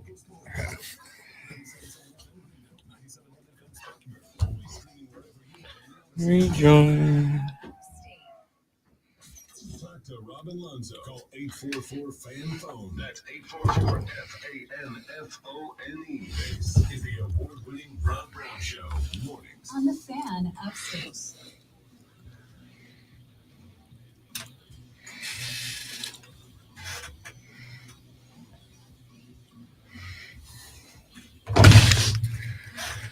Yesterday evening, after watching the basketball game, I don't really want to call it that. That's what they called it. So, I mean, technically it was a basketball game. I mean, technically correct's the best kind of correct, I guess. The complete lack of a game. As I was really only tuned into the game to see if my props were going to hit, if I'm being honest with you. Like, it's the only reason I stayed in touch with that game. Because it was, Chuck said after the game, he was like, this thing was over 10 minutes into the second quarter. Yup. Yeah, I watched till halftime. I recorded it and watched like the end of the fourth quarter this morning. I could have saved you time. Could have told you don't need to worry about it. Luka did Luka things, Kyrie did Kyrie things, and Minnesota did no things. I wanted to see at what point where did the coach set the guys down. Probably a little bit later than he should have. 2 minutes and 1 assist less than I needed him to. Yay. All right. So blah, blah, blah. Put that to the side. Started looking around and what do you want? I was thinking about football last night. Right? I was thinking about football. That game was so bad it made me think about an entire different sport, and that's somebody who loves basketball. So started looking around last night and started finding some predictions, projections, and prognostications put out by different sports writers from around America. And I thought we would respond to some of them. So let's start with what was put out by ESPN's Football Power Index for the National Football League. This great one is the order of goodest teams according to ESPN. Goodest is a technical term, right? Radio term specifically. Yeah, it's science. It's science. 32, the Panthers. Okay, fine. Like, I'm not going to push back on that until they're not that anymore, right? Like, we had the conversation yesterday with Rashad Beard, and I said, your co-host David Rhodes did a whole stream where he's like, I'm tired of the Panthers disrespect. Great one. This ain't disrespect. This is just subjective reality, There's right? a reason why they should have been picking one. Yeah. Because they're not good. Yeah. Panthers 32, Patriots 31, Broncos 30, Giants 29, Commanders bums 28, Titans 27, Saints 26, Vikings 25. I might flip the Patriots and the Broncos. Outside of that, yeah, whatever. Like, the Titans are going to step back. Saints aren't going to be very good this year. Vikings is interesting to me because, like, I really think that team is hinged on J.J. McCarthy, and I don't want to be a team that's hinged on J.J. McCarthy, but the rest of that team I genuinely think is better than the 25th best team. They're not worse than the Cardinals. What would they have been ranked if a quarterback hadn't moved to Atlanta? Much higher than 25, right? Which says a lot about what they think of J.J. McCarthy. And or maybe Kirk Cousins. Kirky, as we lovingly call him on the show, and nothing else. Well, I'm guessing Kirk is ranked ahead of where his old team is. Well, let's keep going and find out. They got the Raiders at 24, the Cardinals at 23, the Buccaneers at 22, the Seahawks at 21, and the Colts at 20. I am going to go with, of those teams, Vikings at 25, too low. Raiders 24, no problem. Cardinals at 23, way too high, right? Like, I know you got Marvin Harrison Jr., and that's spectacular. I think that's a great pickup. Marvin Harrison Jr. has got a lot of weight placed on him as a rook wide receiver, and as much as I have defended him from the relentless attacks, vicious attacks of Lonzo, Kyler Murray's Kyler Murray until he's not Kyler Murray anymore. Short people got no reason. 19, Chicago. I actually think Chicago's too low. And I know, again, a lot of these. Come on. Chicago should be lower than that. Absolutely not. Without a doubt. Absolutely not. Chicago has, here's a definitive statement. Just as far as talent goes, Chicago has the best wide receiver core in the National Football League. That's not a question. I'm not asking you if it's true. I'm telling you that is a fact. They have the best wide receiver core in the National Football League this year. They've got a guy in the running back field in DeAndre Swift that is more than a capable runner, but is also an excellent pass catcher out of the backfield. And they've put together a solid enough defense. I'll give you this. They got the Chargers at 18. I'm absolutely not putting the Bears behind the Chargers right now. Jim Harbaugh or not. Yeah, I think you have to put the Bears behind the Chargers because of Jim Harbaugh. a winner in the NFL and in college, but definitely a winner in the NFL, and he will turn that team around. Will they win the West? No, but they're definitely going to be better than Chicago.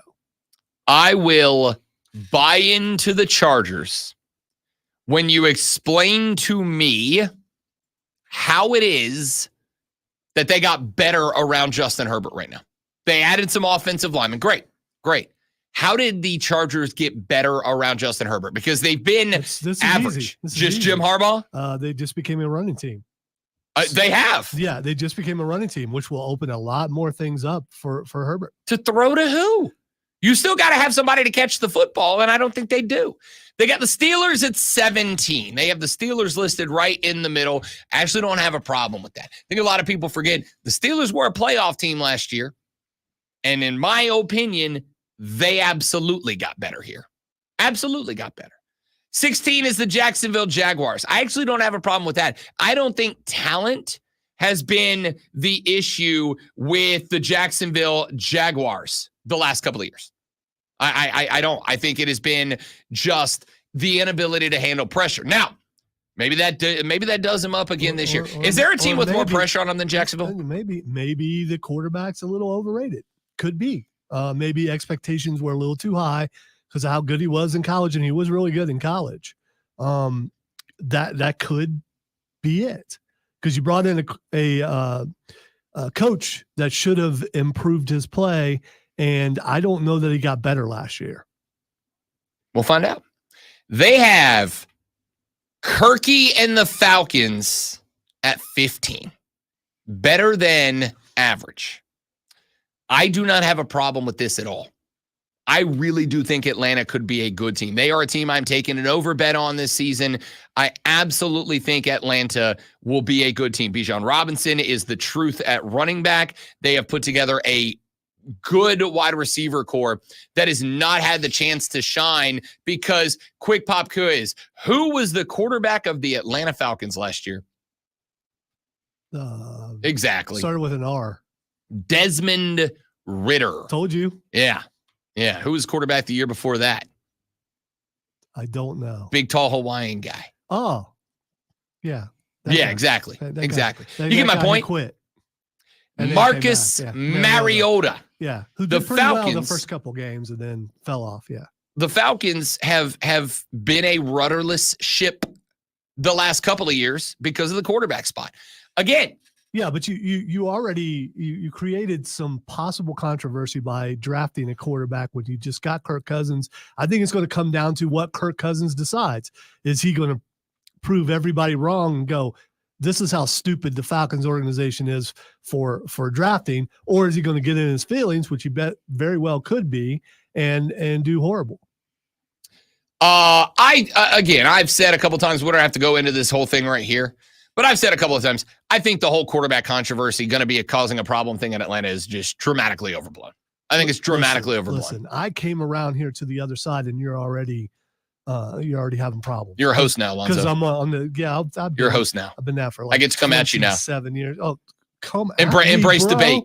Come at me. The quarterback controversy thing from there is I got life, Brandon. Wow. It's overrated. It's overblown. Let me put it this way. If Kirky is still the guy that can lead this team to success. You're going to do this all season, aren't you? Oh, all season. Yes. All off season, all season, all next season if he sticks around.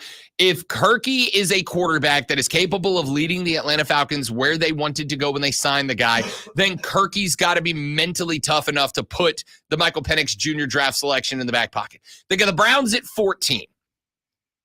Why? Someone explain that one to me. They got the Rams at 13. So maybe the Browns has to do with their defense, and it's going to be a good defense. And maybe they think Deshaun will have a bounce back here. It's going to be a good defense. I will roll 0% with Deshaun Watson. Rams at 13, Jets at 12. I am going to tell you, I don't know if this is me giving into peer pressure. I don't know if this is just my knowing of ball finally catching up with me. I think the Jets are going to be an over bet for me this year. But I think it's all riding on wow. Aaron Rodgers' Achilles, right? Does that hurt you? No. Is there a part of you that goes, No, I don't trust Robert Saleh at all. I don't trust Robert Saleh at all. I feel the same way. Listen, and just so you know, it's not a beat up an Aaron Rodgers thing. Everything I've said about Aaron Rodgers, I've said about Kirky too. My man is Aaron Rodgers is 40 years old coming off of catastrophic leg injury. That just means he's a man because he's now 40. And how much coaching is it really going to be if Aaron Rodgers is true to form and gets out there and makes it past like 5 plays? We'll find out. I mean, maybe Aaron Rodgers negates Robert Saleh. Maybe he is the guy that makes him not a factor in all of this. We'll find out. They went and got some wide receiver help. They built up the offense defensively. They might be one of the best 5 defenses in the NFL. I think they're an overbet. They got them at 12, one spot behind the Dolphins at 11 and the Packers at number 10. No real issues with either one of those. The Texans at 9. They're behind the Eagles at 8. The Bengals at 7. The Cowboys at 6. The Bills at 5. The Lions at 4. The Ravens, the Chiefs, and the 49ers 3-2-1 to cap it all off. Of the top 10, I actually really don't have an issue with any of these. I think the Texans this year have some room to prove that last year was not a fluke, but they're on tape now. Dallas and Buffalo are way too high. I don't have a problem with Dallas. I think we forget what Dallas was in the regular season. Dallas's inability to succeed in the playoffs does not negate the fact that they're going to be a 12 or 13 win regular season team, just like they were last year. The Bills are too high. As much as y'all know I love Josh Allen, and I will defend Josh Allen because Josh Allen is one of the best quarterbacks in the league, period, point blank. It's just Josh you're going to see this year. You have got to be given the equipment to work. And I mean this when I say I don't think there is a player in the league that I hope is better than Keon Coleman. I hope Keon Coleman is a dude because Keon Coleman deserves it, and it's going to make the Bills stick right around this spot if he is. But until Keon Coleman shows up to be the Stephon Diggs replacement, the Bills are too high at 5. I agree. But it ain't because of Josh Allen. Lions at 4, no problem. Ravens at 3, no problem. Chiefs at 2, no problem. 49ers at 1, no problem. That's my top 10. I could say that being at 2 is kind of disrespectful when you're the reigning defending. You could, but that'd be a 2 years running. That'd be a silly thing to say. All right, I do think it's disrespectful. You're number 2. Yeah, I get it. I mean, if you're number 2, you're in the Super Bowl. I'm a Saints fan. You're number 2. Yeah, I know. You're number 2, and it's an NFC team ahead of you. What do you got to do? All you can do is win the championship. Is there something more you got to do to get yourself ranked number 1? These are the 2024 rankings, not the 2023 rankings. I'll tell you what, if we power rank 2023 teams, the Chiefs are number 1. Wow, thank you. You're welcome. But we're talking about 2024. And I do think it is. I've already said, I think it's a step back year for the Chiefs. Is that disrespect? Everyone thinks that. And like everyone's coming at them. And they think they're Georgia now. They're just like getting arrested like every other week. You're going to take a step back from being the best team in the world really coming at them? Yeah. I don't think it is. I think it's highly disrespectful. I don't think it is at all. I don't think at all. All right. Later on in the show, Fox Sports and ESPN also gave out their top 3 Super Bowl bets for Super Bowl champions in 2024. Spoiler alert, Lonzo's going to be real upset. So we'll talk about that coming up in the next hour of the show. We'll get some soccer in here because we've got the UEFA's Champion League finals coming up tomorrow. We got Dort that is going to be out there. Borussia Dortmund back on the pitch in the UEFA League Champions Finals since like 97, I think was the last time that they got there. So I'm intrigued to talk a little bit about that. We have got to get a little bit more basketball in here as we get set for the finals. And of course, it's Friday, so you better believe I brought some weird stories to the table. All right. Now, I'll tell you who you're not going to disrespect. You disrespect Patrick Mahomes all you want. Disrespect Andy Reid. Disrespect Travis Kelce, Mr. Swift. Disrespect all of them. You will not disrespect Alonzo doing the sports flash. All right. You're right. You won't, because I'll come at you. Okay. Hello. The Florida Panthers have pushed the New York Rangers to the brink of elimination with a 3-2 win on the road. New York opened the scoring just 2 minutes into the game, but Gustav Forling and Anton Lundell got two back to take the lead. Sam Bennett buried an empty netter with 2 minutes left in the third to seal the win. Game 6 will be Saturday in Florida. Game 5 of the Eastern Conference Finals is tonight, with Dallas visiting Edmonton with the series tied 2-2. The NFL has selected the Chicago Bears to be featured on this year's edition of Hard Knocks. This will be the first time Chicago has been featured on the show, which has run since 2001. Make sure you tune in this afternoon from 3 to 7 p.m. for our brand new local show, Wire to Wire. Cole Bryson and Dees will get you up to date on the latest local and national sports news. Great guests, great debate. It's a whole lot of fun, and it's all Wire to Wire.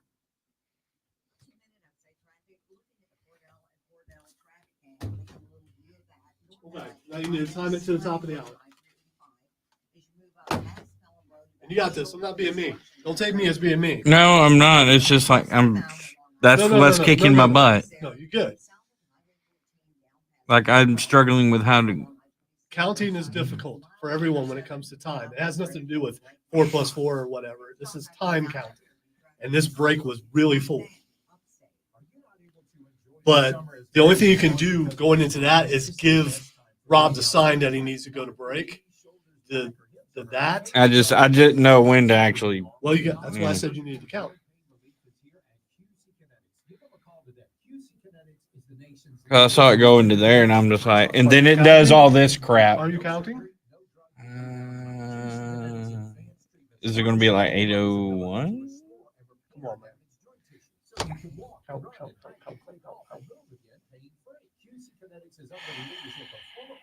This is the hardest thing for just about everybody.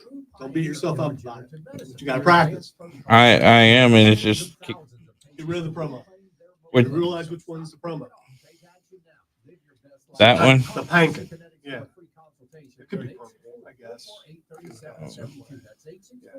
It's going to be over, but nothing we can do. It's all Rob's fault.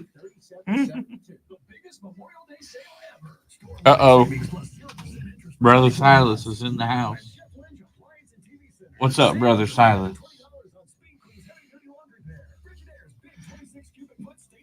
Was it me sliding this mic down?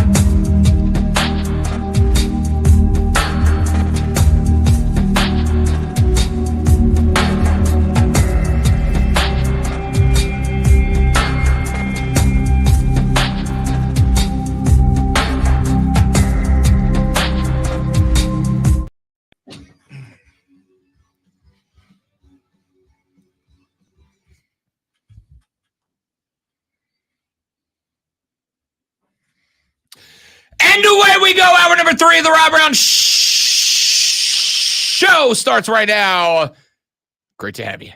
Hope that you are well. My dudes, my dudettes, my amigos, my amigas. I am Rob Brown, the great one. Lonzo sits to my left today, taking on the role of, you want to host this segment?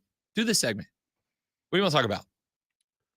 So you're being kind of mean right here. I'm not being mean. Because it's throwing it to me at the last second. I haven't looked at the rundown. Pressure, baby. Come on. You got this. Scattered. All right, let's talk about how the Chiefs are being disrespected. Oh, here it is. Yeah. Yeah. At number 2. Yep. There are a lot of things we can be speaking about, including the fact that Ohio State's going to win the national championship this year. We can talk about how Dennis Allen is an underrated coach. We can talk about how I've made a mistake. Rogue One is the worst movie ever created. I've made an enormous mistake. You're the one. I mean, it sounded like you act like I couldn't come up with something to talk about. No. Because, I mean, I just we can go back and talk about the moon landing for we can talk about that for a while. We can talk about the fact that the sky is clear, but chemtrails are in the distance. I mean, I can keep going if you want me to. Shockingly, I don't. Well, you're the I one. did. You handed the baton. I did not fumble with it.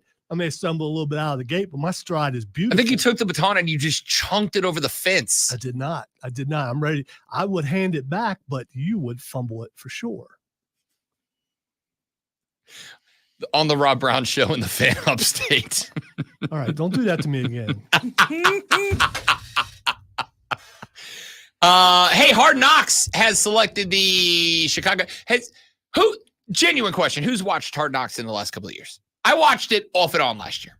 I think I watched like one episode, but I hadn't watched it in forever because I didn't have HBO for a long time. And now I have the Max app so I can watch it. But I don't know. We get so much behind the scenes from the internet and all the things that we learn from that. It's lost its appeal as far as it was. Oh, we're finally going to get to see behind what things are going on. Well, now we can just see it almost every day. Has the internet largely, not entirely, but has the internet largely ruined being surprised by things? By things in general, I'm talking movies, music, TV shows, whatever. Has the internet generally ruined the ability to surprise people? Yeah, because there are some people out there, their thrill in life is spoiling on whatever it is. Their thrill in life. Whether it's spoiling the TV show, spoiling the movie, spoiling, hey, wrestling, we're not doing kayfabe anymore. We're going to tell you what just happened and you know, when things used to be taped and you couldn't find out till the next day what actually happened, now you can't do that. There's just, I don't want to say it's a few bad apples. It's like probably 75% of the internet. That's what it is. There's some good stuff on there, but there's more bad stuff. Part of the thing for Hard Knocks used to be that they had these moments where, in fact, I remember one of the very first ones when the Patriots were on Hard Knocks, which was like 2002, 3. One of the very first editions of Hard Knocks, which was a show that I used to have HBO just for Hard Knocks. Really? Yeah, I did. Now, I would watch other stuff on HBO, but I had HBO for Hard Knocks. So it wasn't for HBO After Dark? That was Skinamax. No, there was HBO. Oh, I know. Dark. I know. But you if you, I know you know. What do you want? I was a 22-year-old fella. That's right. You're an adult. All right. You can do what you want to do. All right. You get it where you can get it, I think is the expression. Or if it's not, it is now. Whatever it may be. Whatever it may be. I used to go out of my way for Hard Knocks. There was I think Hard Knocks was important for a lot of fans because I think Hard Knocks, when it first rolled out, Hard Knocks kind of showed you the aspects of football that on Sundays in the season, we don't think about. There was the one where, and I'm trying to remember the name of the player. I'll see if I can find it, but I remember there was the episode, and I don't think they do this anymore. I think they, one coach kind of stopped, and then Hard Knocks made the decision to kind of change up. But over the years, I think it's happened to the Patriots. I think when the Rams did it, it made it. but they would show like players getting cut from the team. Yeah, you see them. Hey, the coach needs to see you right now, and then there's that long walk up to the office. Yep. And yeah, I don't want to see. I never wanted to see that. See, in a weird way, I did. Oh, come on, that is sick. Hang on. It's not from the perspective of like taking any joy in it. I don't take any joy in it, in watching a man lose his job that he fought his ass for, especially when it's guys that like they get outshot, right? Undrafted free agent. Nobody picked him up in the draft. Guy comes to camp, is making $500 a day, busting it out there, trying to make the team, and then he doesn't, right? Makes it to the last round of cuts and gets cut, and he knows he's done. And a lot of these were well before we had the USFL or the UFL or whatever the FL we've got right now. And I think that the reason that I was into it, not into it, that's a weird way to put it, was not into it. The reason that I wanted to see it was because I think it made me appreciate that much more the guys who made a team, the guys who played on to a team, the young guys that were able to claim their spot, the old guys that were able to hang on for another year, the decision-making process that a coach has to go through. I promise you it was as uncomfortable for those coaches to have to call a guy in and go, hey, I know you've got career hopes and dreams and aspirations, but no. Yeah, but at the same time, the internet has ruined that part too, because a guy can be cut and then you could jump online and find out what team has picked him up within, minutes or hours, as opposed to going, oh man, that guy went back to work at McDonald's. That sucks for him. He's going to smell like fries for the rest of his life. But now you can go on, oh, look, he got cut by Seattle, but Denver picked him up. I think that's part of it. I also think there's the part of it that there's nothing folks love online more than grabbing clips from a show and just posting the clip with or without the context of it.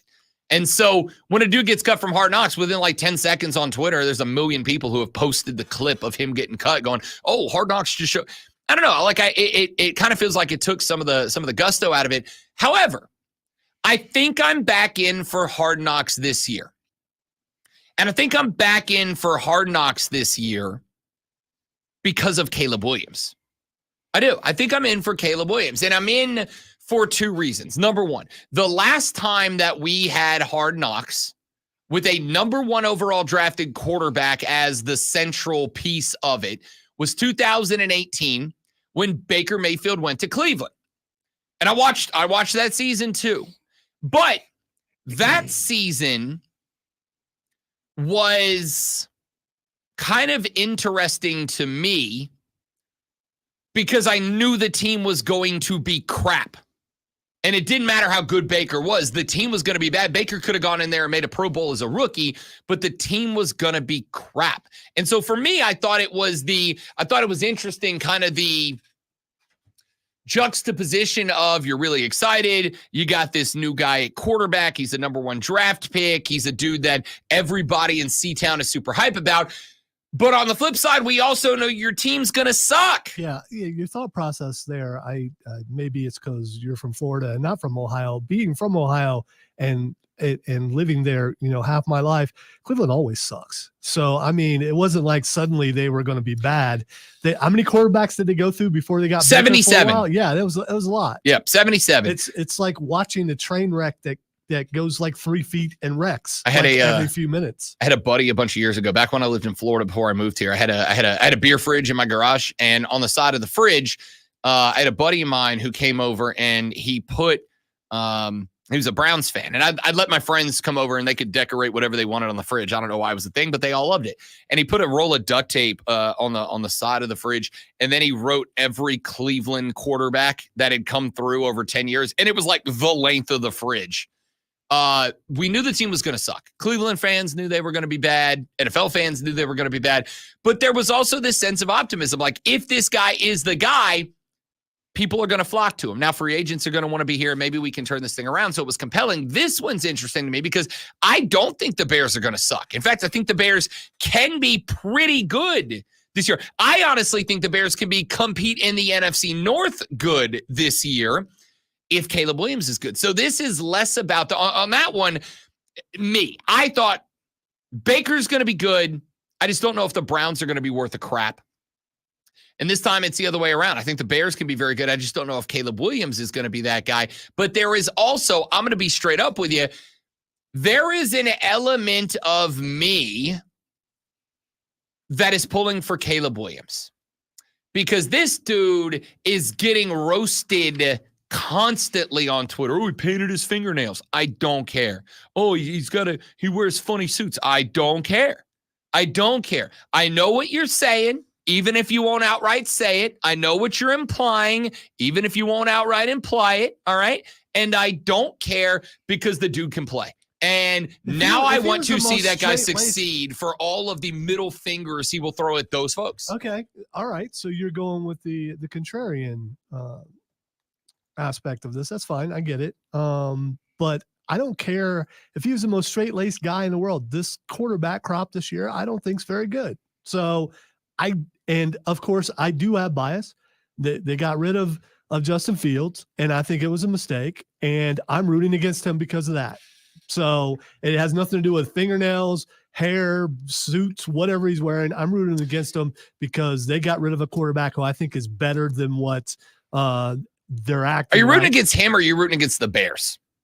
Why would you root against him? It's not his decision. I'm rooting against the Bears. Okay. But that's different to me. I also believe that he is overrated. I mean, you might believe that. You're rooting against him or you just don't think he's going to be good because those are different things. By the way, if he's good, the Bears win. So I have to root against him. All right, I get that. I just don't like. All right, so do I dislike him as a person? No, I don't know. If Justin Fields, I don't care about all that. If Justin Fields was a quarterback from Cal, do you care?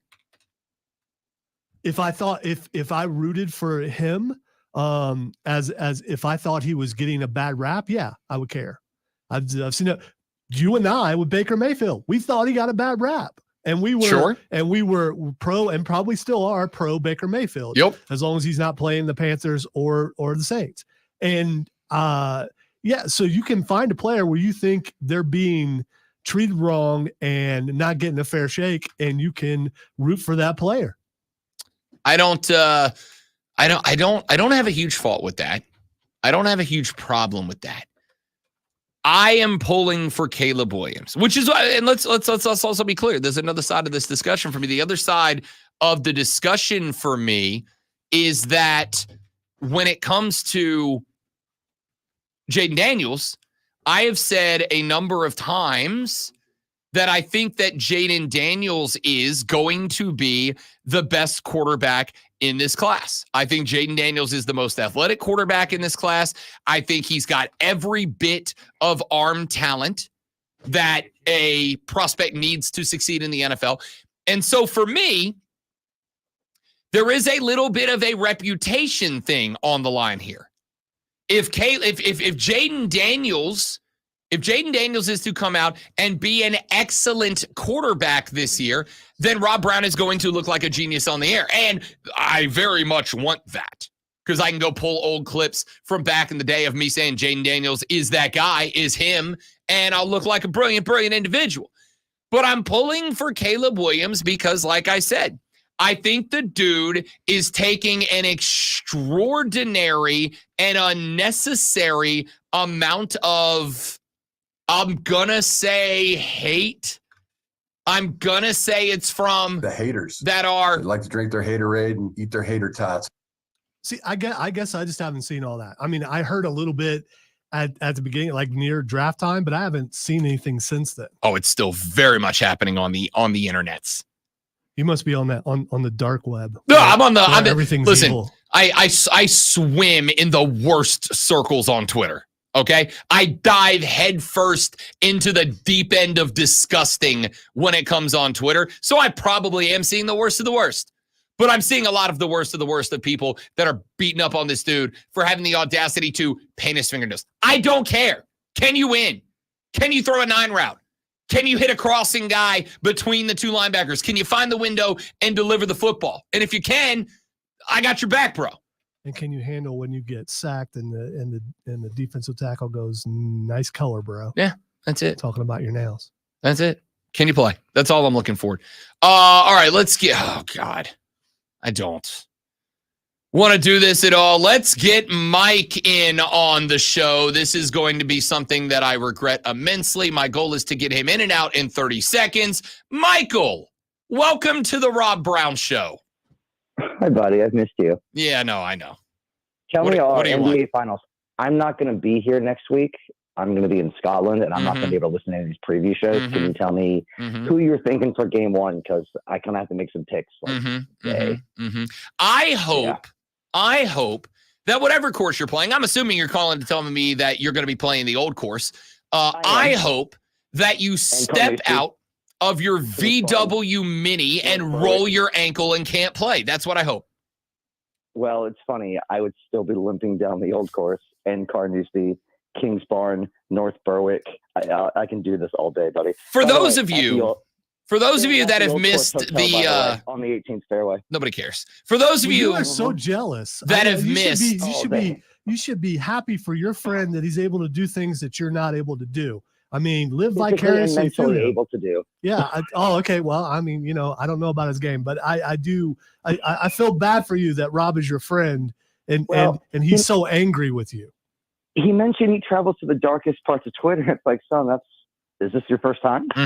Like, you think you're born in the dark? For those of you that have missed the 4-year running gimmick that is my dear friend Mike, a frat bro from back in the day, Mike likes to do this thing where he goes and golfs at the nicest courses on planet Earth, and it's the only time he ever calls, but he doesn't just call me on my phone and go, hey, man, playing the old course isn't that dope. Where I would go, yeah, that's pretty sick, bro. I'm kind of jealous right now. No. He decides he needs to call me on my radio program to tell me in front of all of my friends and all of my dear listeners, I'm going to play the old course in Scotland. I hope you twist your ankle.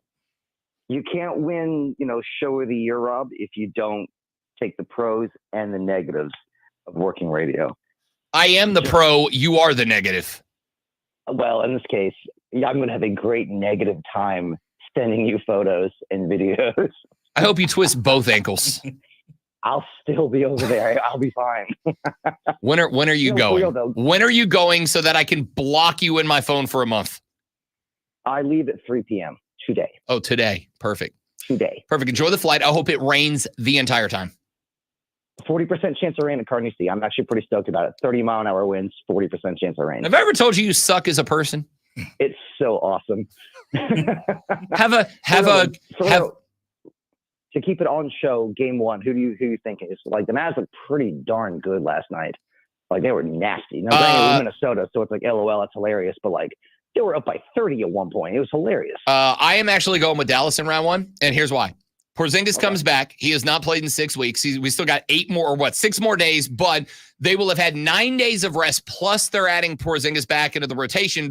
And on top of that, the Boston Celtics played Series 1 against Miami, no Jimmy Butler. They played Series 2 against Cleveland. Donovan Mitchell goes down. They play Series 3 against Indiana. Tyrese Halliburton goes down. All 3 rounds that the Celtics have played through to get here, they played at the most 2 games against the team that had their best player on the floor. No best player in round 1, best player for 2 games in round 2, best player in for 2 games in round 3. I don't think Boston has actually played the best version of a team yet, and they've got to work Porzingis back in, and they've got to do it after having 9 days off.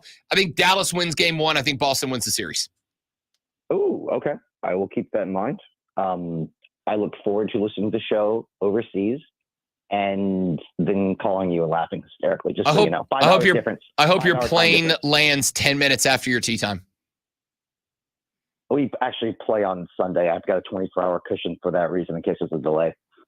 You're the worst person I know. Mike, I will see you later, pal. Goodbye. Yeah, for sure. With friends like those, who needs enemies, right? Man, I wish I had friends like that no, you can don't. Go, dude, I'm so glad that you're able to do that. You're awesome. They don't. Sure I do. It'd be one thing if he was like, isn't this cool? And I'd be like, yeah, it's for you. It's awesome for you. It's not what he does. It's not what he does. He will call. I guarantee you that man will take a $50 fee to call me from the first tee box. Yeah. Guaranteed. I've been here during that stuff, and I think it's amazing. He's the worst person. Back after this on the Rob Brown Show on the Fan Upstate.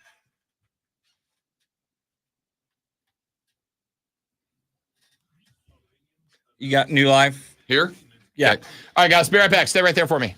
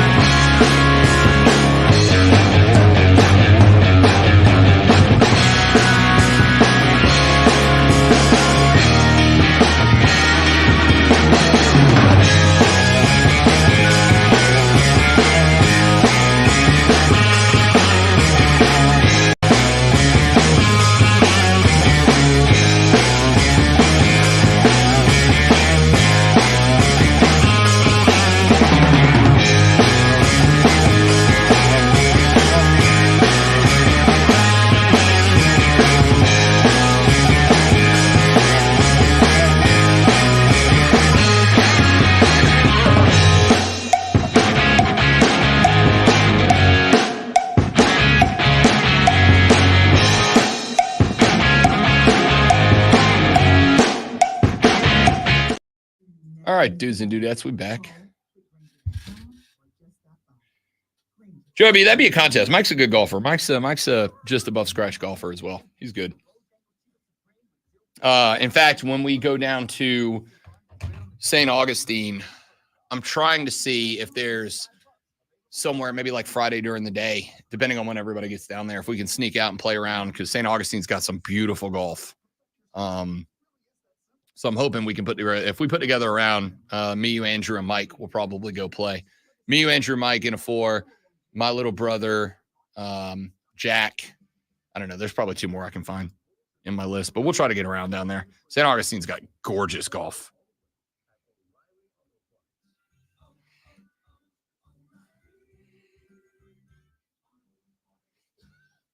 Heard that so many times on NASCAR broadcasts on MRN. Used to be a fan. We used to be a partner with it. Well, I think they still are partner with the Saints. So that commercial would, or that jingle would play 1,000 times the Saints game. Yeah. Anytime I hear it in the car, I'm like,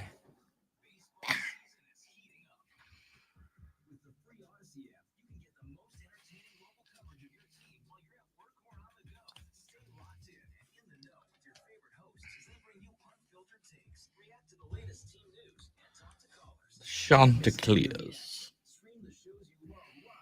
Sean's up. Did you see what I sent you on Twitter? I have not, but I will go look at it now.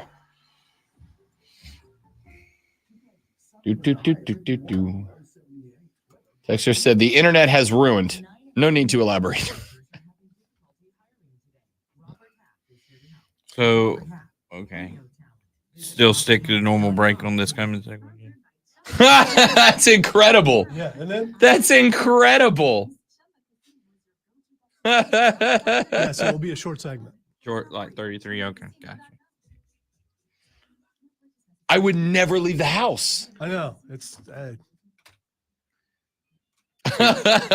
60, and then we come back. some people are very, very creative. Yeah. Weather promo rejoin.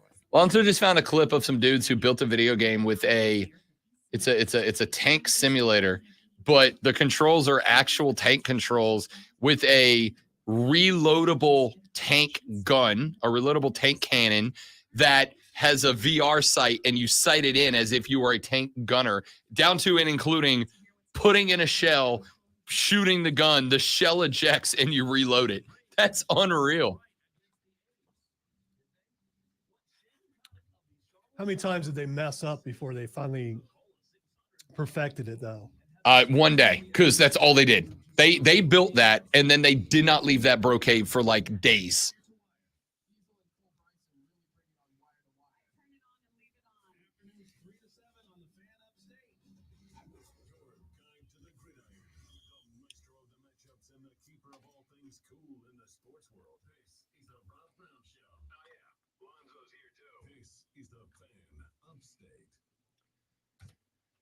The Rob Brown Show continues. It is the Fan Upstate. So, we talked back in the last hour about where the experts rank the NFL teams top to bottom. Let's take a look at where the public thinks these teams land. Patrick Everson, Patrick Everson is a Fox Sports betting analyst. He is also a betting analyst for the BetQL network. Actually, we'll get Patrick on the show next week to talk about this. Pat's good people. I've had him on BetQL multiple times. Patrick Everson goes around and he talks to the bookmakers at the casinos, and he just kind of gets where the numbers are. So he went and he looked at the teams that have gained the most public interest in betting their over or under win total. So, one of the teams he points out that is getting a lot of attention is the Pittsburgh Steelers. Obviously, the Kenny Pickett experiment ended after just 2 seasons. They decided to move on from Kenny Pickett. They bring in a pair of quarterbacks. They bring Russell Wilson in after he got dumped by the Broncos, and then they went and made the trade for Justin Fields, who wanted to end up in Pittsburgh. And that is, according to Patrick Everson, very intriguing to the public. The win total opened at 7.5 for the Pittsburgh Steelers. The public bet so heavy on the over that it went up to a game within a week. So the public went in at 80+% of the money for Pittsburgh over 7.5 wins. They bumped it up to 8.5. But here is what is very interesting about that. They bumped it up to 8.5, and according to Everson, after it moved up to 8.5, the sharp money, the Vegas Sharks, the big folks, the dudes who do this for a living, they hammered the under 8.5 so hard that the line has settled at 8.5. But great one, the 8.5 total under is -160, not a 110. 110 means Vegas says it's going to be this is the number. They've got it at -160, which means the under is favored by the sharp money, but the public is still checking in at over 8.5. So if you go over, you're getting +130 right now, which means that the folks in Vegas think it's the under. The public largely thinks it's the over. This is a playoff team from last year. the playoff team from last year, and folks think they are going, the Sharps think that a year after they went 10-7, that their win total is going to drop under 7 games. I don't see that happening at all. I think this is a Russell Wilson factor. But I think you also got to look at that. It's Mike Tomlin, man. He's never had a losing season, right? Ever. That is correct. Yeah. So that is correct. He's going to win with his team. Whoever the quarterback is, he's going to win, even if he has to take it out of the quarterback's hands and make it just a run every other play.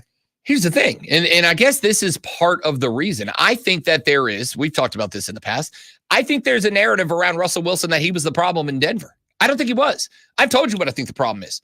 I think the problem is Sean Payton is a bit of a fraud. I say that as a guy who has a Lombardi with Sean Payton at the helm. I think Sean Payton is a bit of a fraud. I don't think the Saints offense was ever something that was just like this imaginative, forward-thinking, it's never been seen or done before offense. I think you had Drew Brees, historically the most accurate quarterback in the history of the National Football League, that carried Sean Payton to a Lombardi. I have gone so far as to say, I think there are 4 or 5 other coaches around the league at the time that if Drew Brees was paired up with that head coach in New Orleans would have had 2 or 3 more Lombardis than they ended up with. I think Sean Payton's a fraud. I think he's overpaid by the Denver Broncos. I don't think they're going to succeed under Sean Payton. I don't think Russell Wilson was the problem. And if that proves out to be true, I don't see Pittsburgh drop it. Let me put it this way. 10-7 is realistic again. Correct me if I'm wrong, Rob, but Russell Wilson was there before Sean Payton got there and didn't win before Sean Payton got there.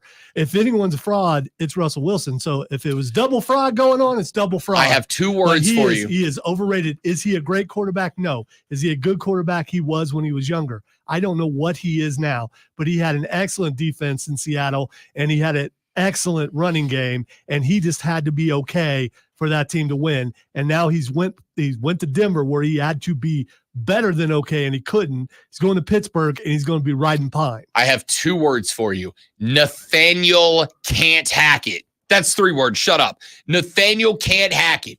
A dude that was unanimously considered by players and coaches the worst head coach in the NFL at the time. And at this point, I'm relatively confident in saying Nathaniel Hackett was the worst coach in the history of the National Football League. And there have been some winners at being losers. There's been some pretty bad ones, especially back in the day, even before you were born. Fair, but he's in the conversation for the worst NFL head coach of all time again. You've got to have the equipment to win. Did you see Lou Holtz or Lou Holtz? Yeah, well, I guess Saban did okay. Spurrier. I mean, there's been some guys who just haven't been really that good of NFL coaches. I don't disagree. Urban, your boy Urban, sucked. I take it back. Nathaniel Hackett got saved by Urban Meyer being the worst coach in the history of the National Football League. The Saints had a cat by the name of John North a couple of years ago that was tragic. Pre-Jim Mora. Playoffs. Nathaniel Hackett, Sean Payton. That's why Russell Wilson failed. We will find out. I'm going to go ahead and call the shot now to go ahead and just start the next hour and 26 minutes of a fight with the great one. I'll bet you Justin Fields doesn't start a game this year. I'll make that bet right now. We'll see. I'm not, well, even though, all right, the boss has expressed that he would like me to do more bets, even though I don't want to, for the entertainment of the program. So we'll just have to figure out some stakes. I like that. When we come back here in just a minute, I got a couple more NFL over-unders that the public is backing and that the sharps are fading. We'll see which side we fall in on when we come back. Rob Lonzo and you, the Rob Brown Show rolls on. It's the Fan Upstate.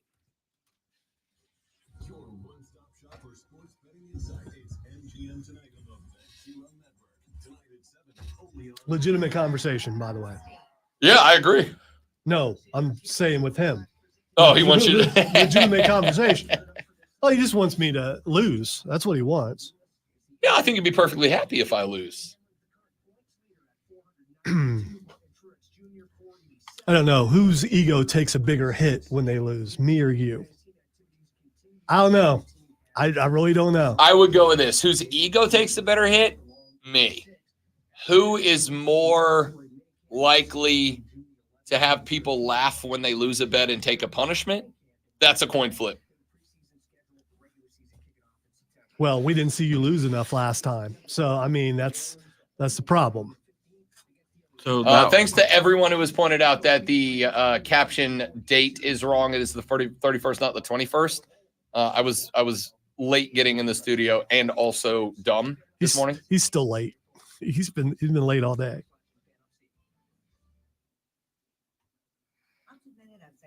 Looking at the Cordell traffic cam, taking a little view of that. North on I-85, that is still Bring back the jam cam. We want Bill. We want Bill. Hope Bill's doing well. I mean, he's missed it's been sporadic misses. Got a question about something I'm seeing here. My name's Lonzo. I know. I'm just sorry. I usually don't come with Beckett.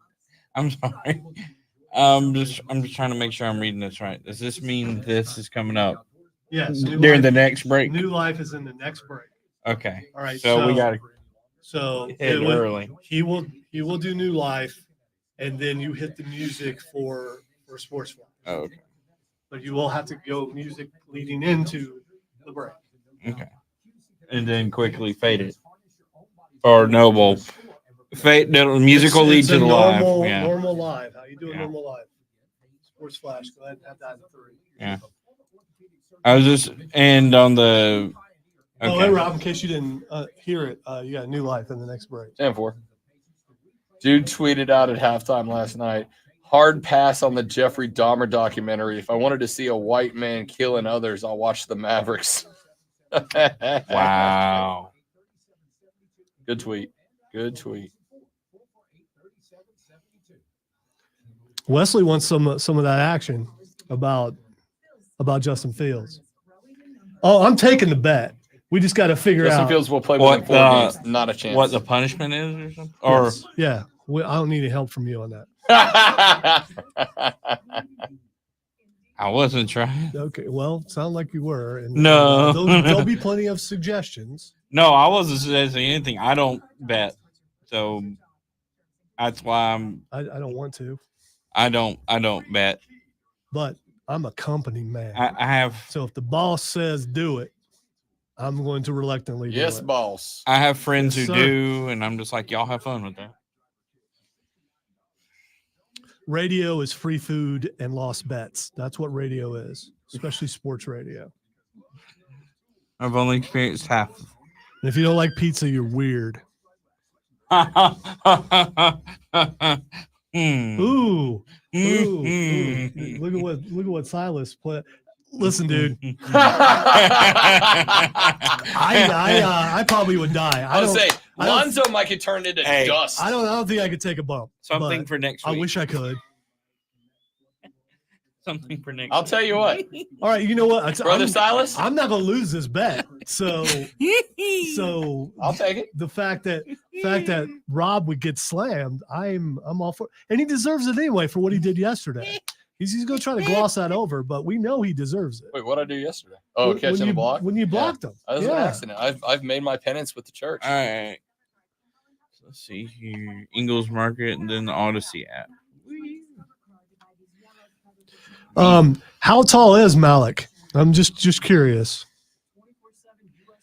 Is he a 7-footer? I mean, because that's a little bit further down.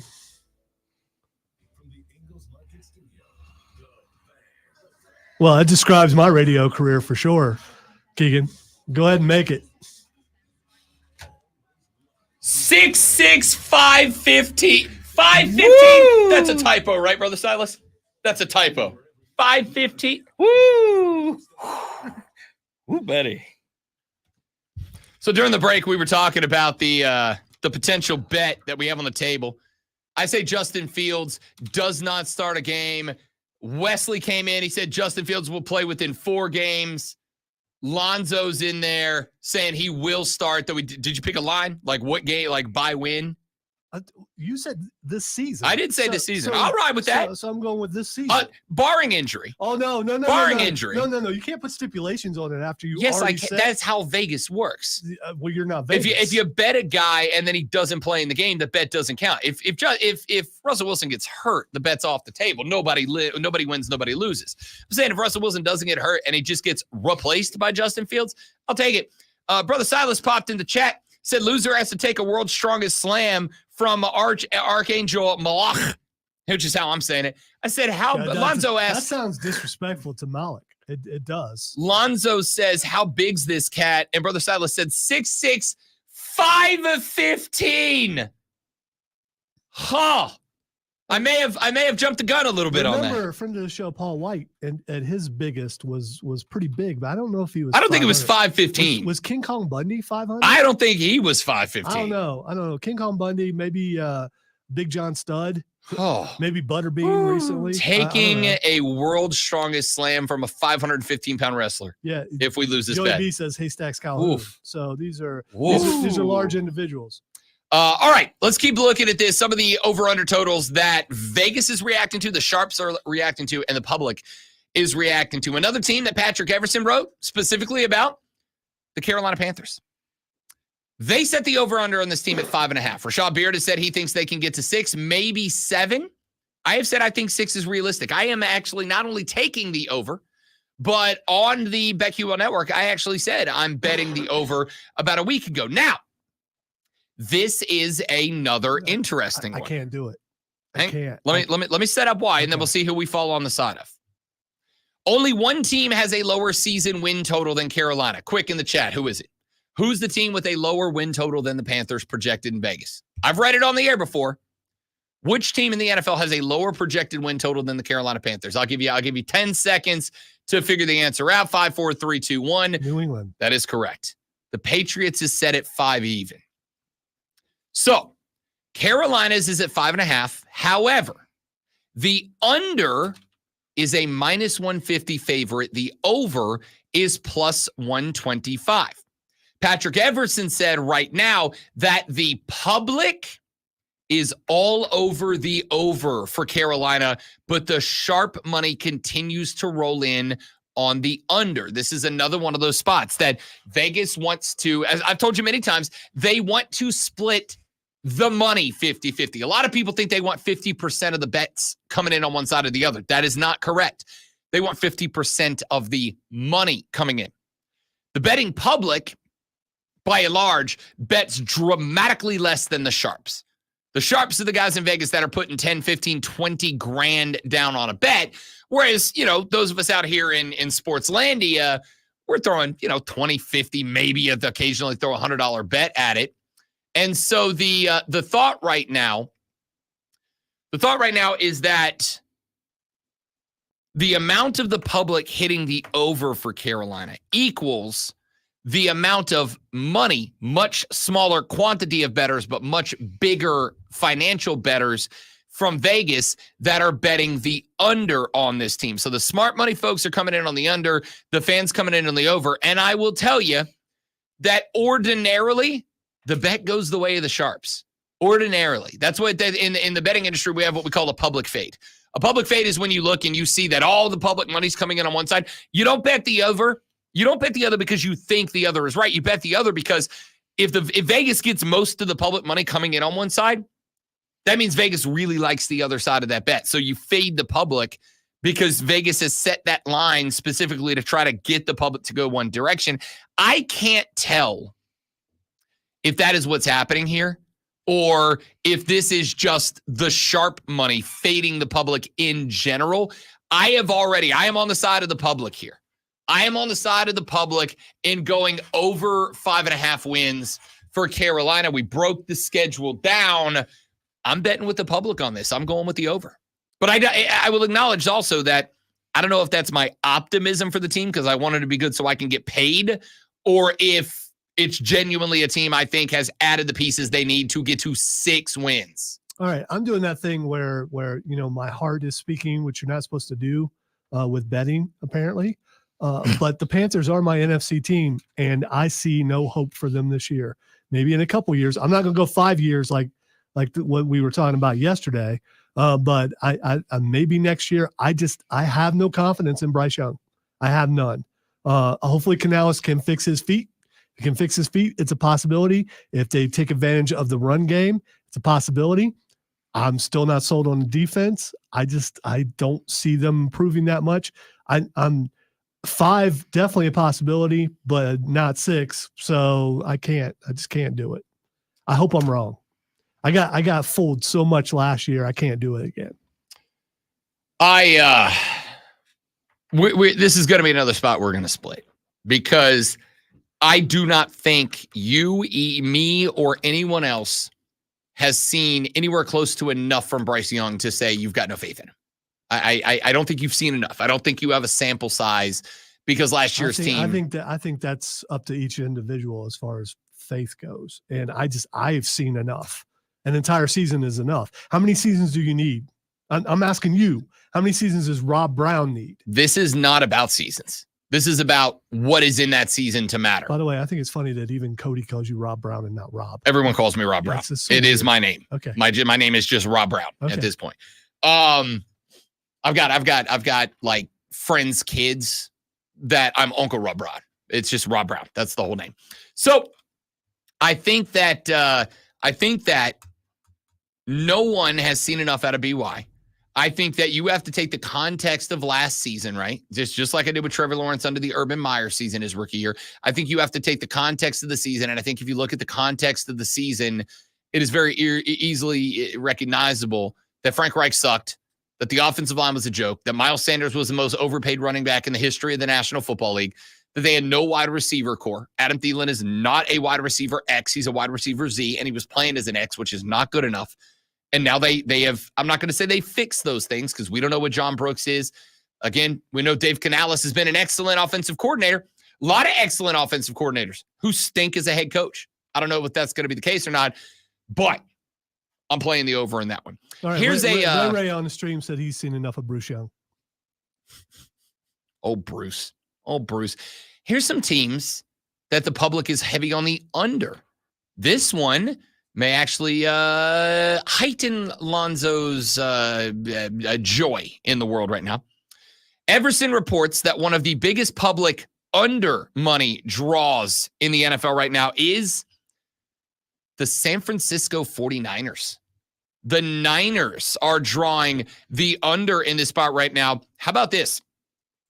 The number is still at 11.5 wins. So you got to get to 12 for the over. 11 or less hits the under.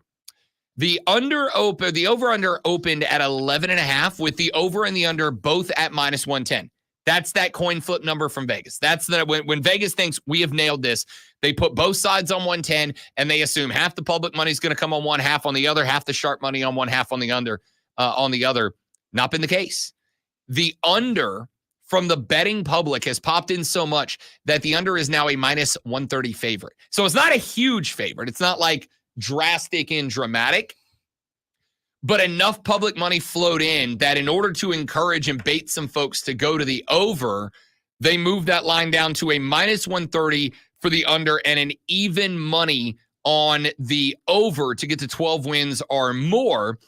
That's real interesting. The sharps now, based on what Everson is saying and based on what I'm looking at from our MGM Insights page, the public heavy on the under, but the sharps are in on the over on this one. Another spot where they disagree. Over under on San Francisco. Over. And here's the reason why. Who else in the NFC is better than, is there anybody in the NFC that you think are contenders with San Francisco right now? What did they do to get worse? Are you talking in the playoffs, or are we talking in the regular season? Period. What did they do to get worse? Detroit will be a contender this year. Yeah, but are they better than San Francisco? I don't. As a team, as if you look at the team and how they're put together, are they better than San Francisco? Can they beat San Francisco? Yes, but I don't think that means they're necessarily a better team talent-wise. I'm not going to say definitively they are better. I also am going to say when the playoffs roll around, being better doesn't necessarily mean anything. Being hotter does, and Detroit might be that team. There were 3 teams in the NFC who won a dozen games last year. San Francisco was one of them, Dallas was one of them, and Detroit was one of them. I absolutely think San Francisco gets back to 12. I do. I think, again, if for no other reason, then this is the last ride of this 49ers iteration. It's the last ride. McCaffrey is going to probably still be there, but I think Ayuk is gone. I know you just signed Juwan Johnson for, I think, through 2025, but like Juwan Johnson's not the game changer, right? Here's the question. You know where this entirely hinges on? Brock Purdy. The public still does not believe in Brock Purdy. Do you? No, I don't. I think if you stuck Bryce Young into the San Francisco 49er offense, I think his numbers would double. See, I don't know about that because we saw how bad they were when Purdy wasn't in there.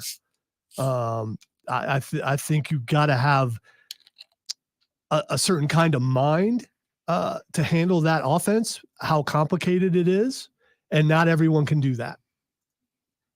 I think with that skill set out there. Sam Darnold, is he still there? No, he went up to back up J.J. McCarthy. But Sam Darnold was there as the backup, and they went with Brock Purdy. Yeah, I'm not saying Brock Purdy's bad. I'm just saying I'm kind of over putting Brock Purdy into the category of elite quarterbacks. I don't think he's an elite quarterback. I think he's a good quarterback that has the most elite weaponry out there. The only competition this year is the Chicago Bears. He's definitely not elite. Without a doubt, he's not elite, but he's I'll not put it this bad way. Either. I think I think beating 12 wins. I think getting to 13-4 requires an elite quarterback, and I don't think that's Brock Purdy. So I think you can get to 12 with a good quarterback, which is why I think Dallas was able to get there because I think Dak's good. Elite? Absolutely not. That's why I think Detroit got there last year to 12 wins. Because is Stafford an elite quarterback? No, but he's a very good quarterback with good weapons around him, and I put Brock Purdy in that same boat. One more. Stafford's not in Detroit. Not Stafford, Goff. Yeah. Last one. New York Jets. New York Jets have the fourth easiest schedule in the league. They are favored today in 14 out of 17 games. The Bills and the Dolphins step back. Their over-under win total has been hanging out in the neighborhood of 10.5. The public money very in on the over on the Jets, and it has pushed the sharp money to the under. All right. Out of all the things you've said today, this is the biggest gamble. Because if the quarterback stays healthy, over. If he doesn't, under. And good luck with that. You can almost say that anywhere, but especially with the Jets. Yep. Good luck with that. I will let that one hang on. Some of the others they say are contested right now. The Tennessee Titans at 6.5. The over-under at 110. The under is now as much as a minus 140 favorite, depending on where you look at. I'm probably going with the under on the Titans. Joey B says he's under on the Chargers, Cowboys, and Bills, and he's over on the Bengals, Texans, and Falcons. I actually really like that list. I really like all 6 of those picks. Let's take a break. We'll come back here in just a minute. I have been sent to my Twitter a picture of the Archangel Malach. So I'm going to look to determine if we have made a grave mistake. I can't see. You got something blocking. Yeah, no, I'm going to refresh it. And I'm going to keep us 10 more seconds so that Lonzo can react to the picture. That's a large individual. That's a wonderful looking young man. That's a large individual. I cannot wait to see him slam you. Oh, God. My back hurts. Anybody else? It will. Sports Flash. No. New life.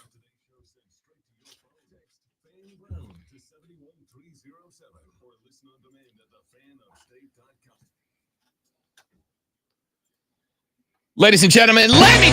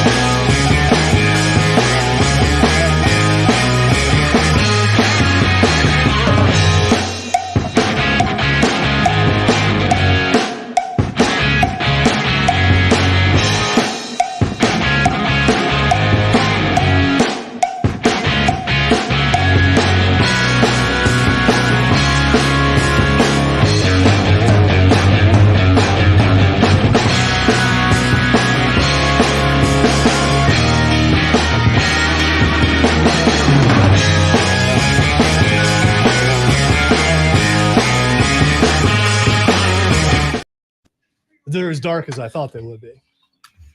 It's an enforcer, son.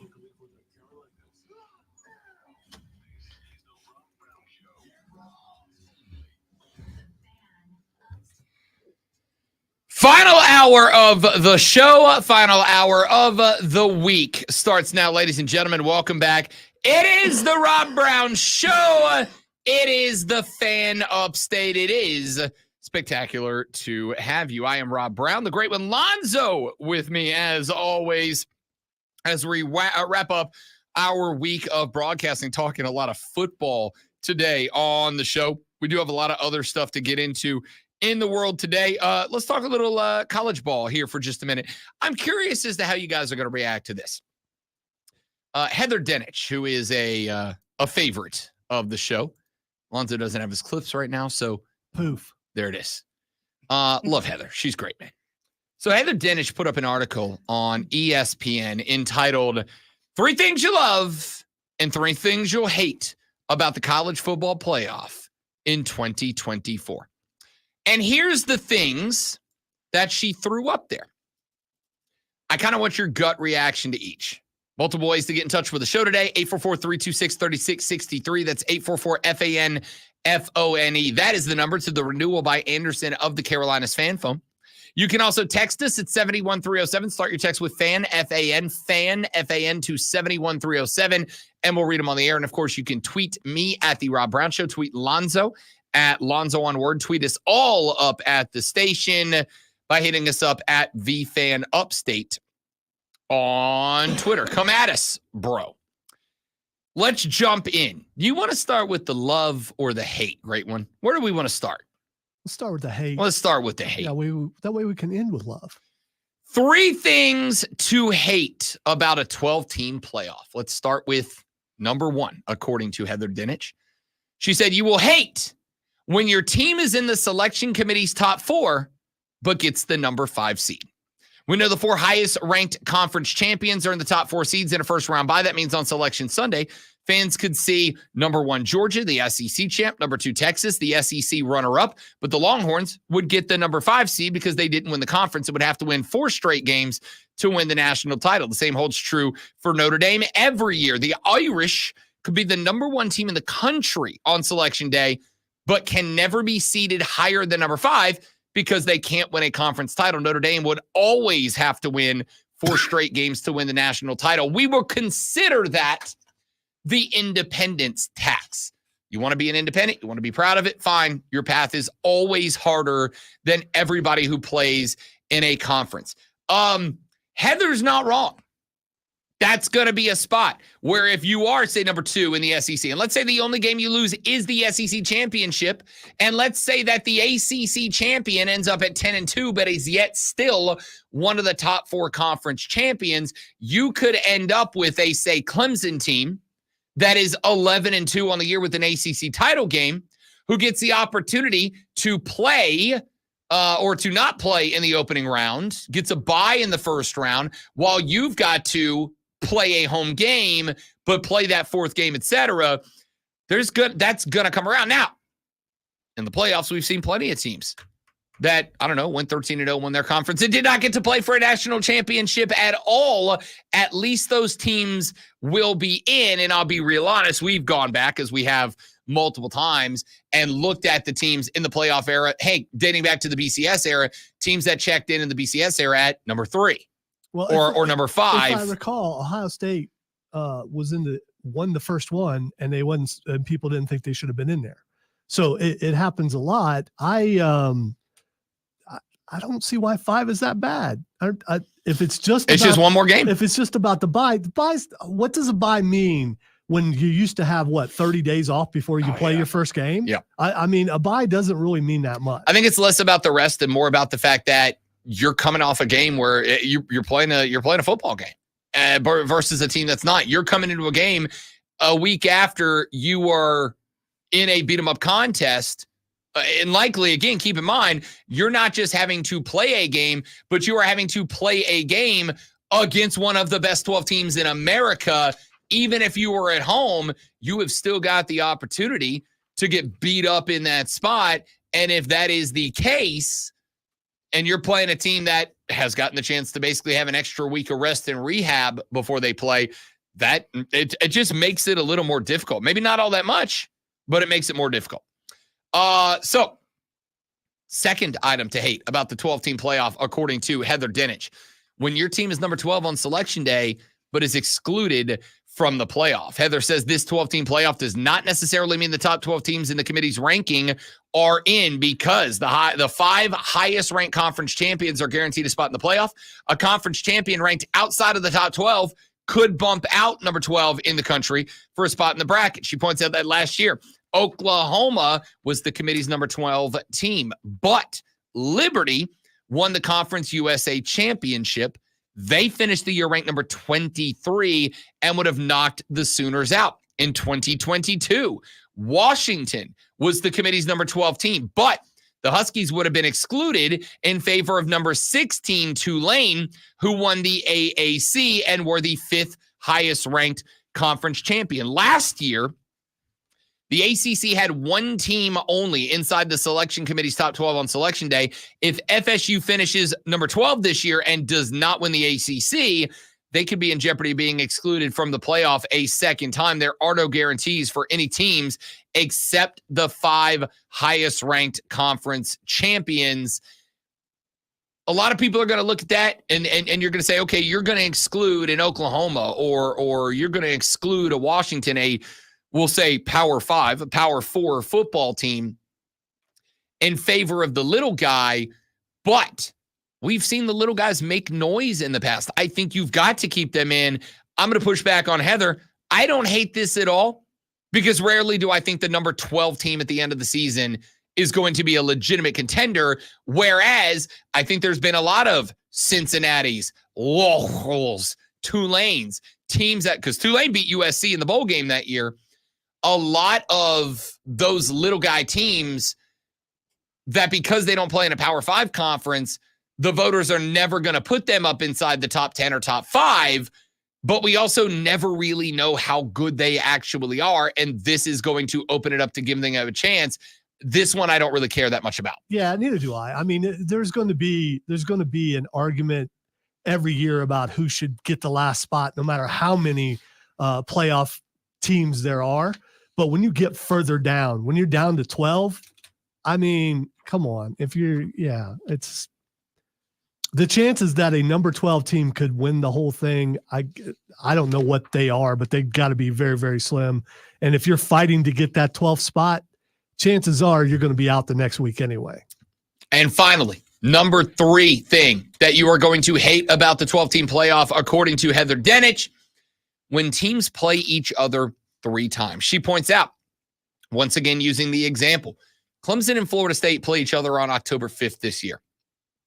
It is, as of right now, the Vegas most likely scenario that Clemson and Florida State face each other again in the ACC championship game, which also makes it very possible that Clemson and Florida State could play each other again a 3rd time in the 12-team playoff. That could also happen with Auburn and Alabama, Alabama and Georgia. It could happen with Ohio State and Michigan, Utah and Arizona. You can pretty much, as we now no longer have divisions in the biggest conferences, it could pretty much happen any year for any 2 teams that you would play once in the regular season. You meet up again in the conference championship game. The winner gets a bye. The loser plays in round 1. And then they just get rematched again in round 2 or round 3 or the national championship game when it's all said and done. I don't know that I hate this one either, because while I understand with a 4-team playoff, the concept of they've already played and we had a winner, so let that stand is one thing. With a 12-team playoff, it would not be that big of a shock if 2 teams played each other twice, played 2 really good football games, and everybody looks and goes, those are both 2 of the top 12 teams in America and should earn a crack in the postseason. I'm going to say, of the 3 things Heather Dinich listed as things you'll hate about the 12-team playoff, 1 of them I do, 2 of them I really none of them I hate. I mean, the perfect example is Ohio State and Michigan last year. I mean, Ohio State ranked 1 or in the top 3 the entire season until they lost to Michigan. They would have been in the playoff again. Who wouldn't want to see that game again? I mean, it would have been still 2 of the top teams in the entire college football. And I think that's it. I think that's exactly it. I think at the end of last year, we all looked around and thought Ohio State, Michigan are definitely 2 of the best teams in college football. But because of the fact that Michigan beat Ohio State, because of the fact that we only had 4 slots in the postseason, and we looked and said, there may be 4 teams as good as Ohio State.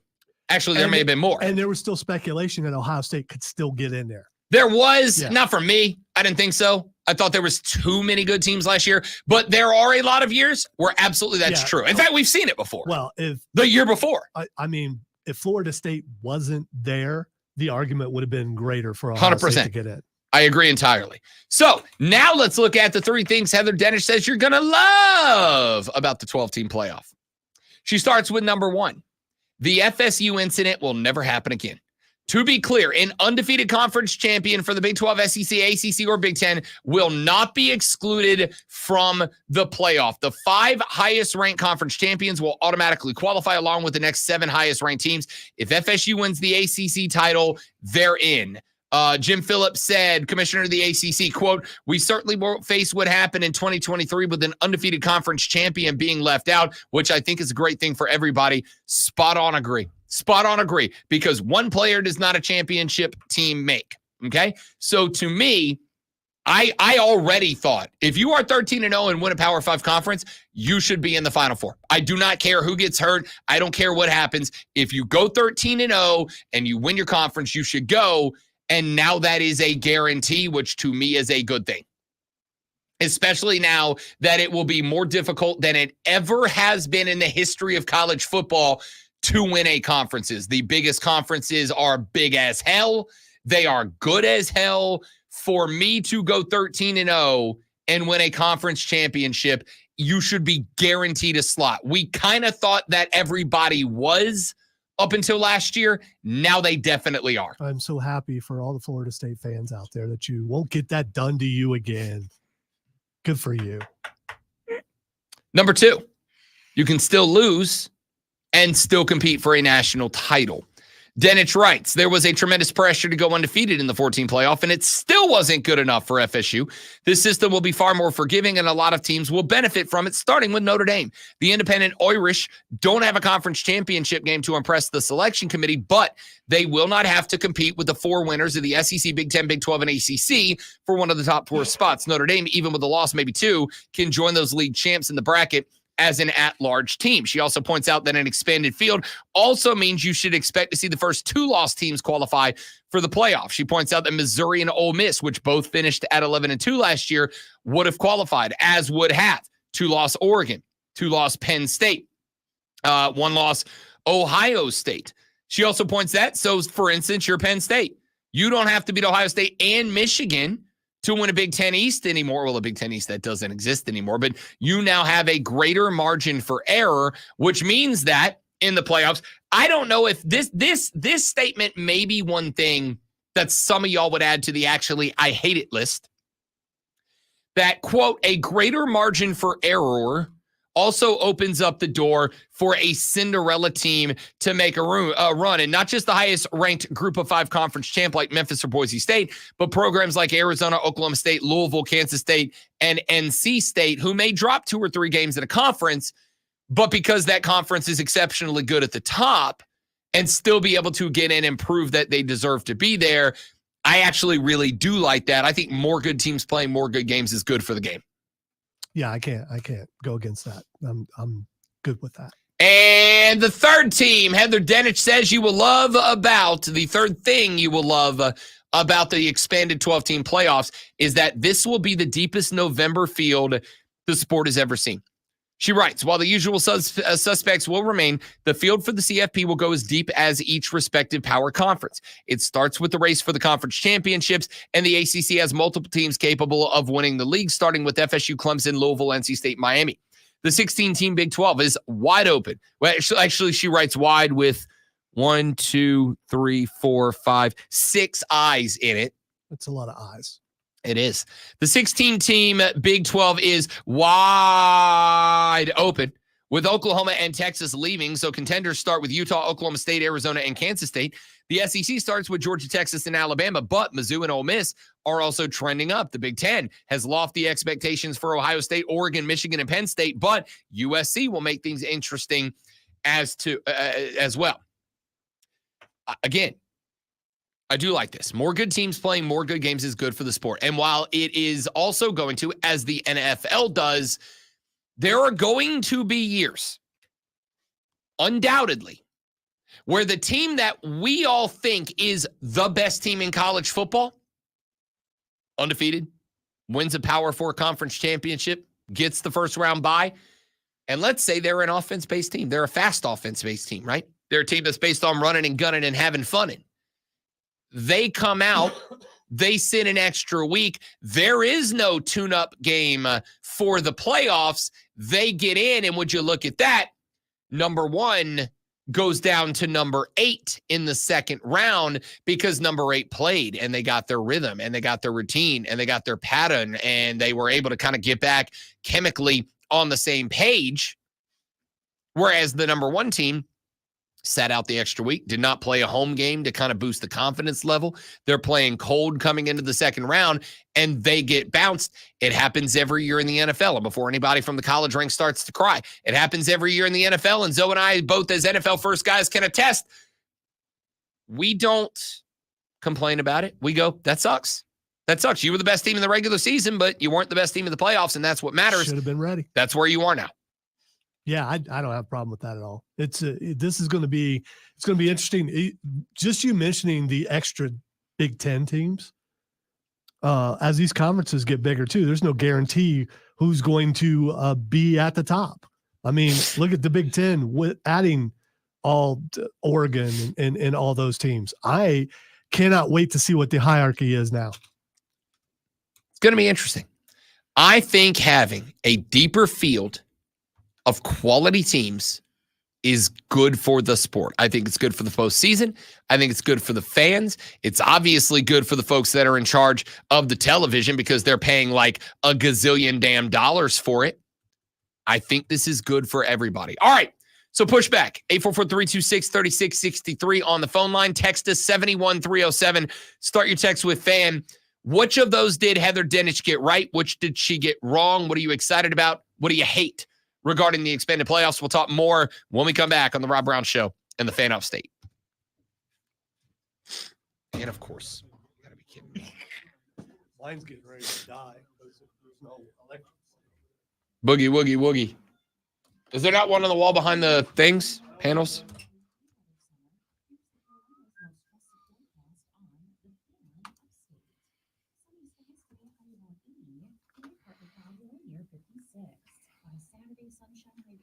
All right, guys, we're going to step away for a minute because I got to go blow my damn nose. Yep.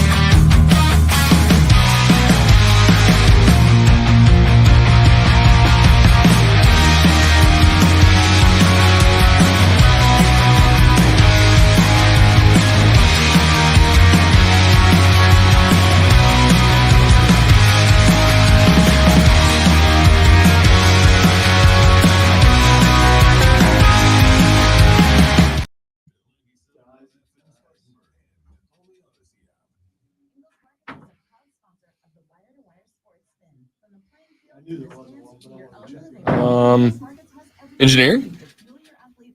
Hey! Bless you. Thanks. In the game. I could go borrow an extension cord for a couple minutes. Yeah.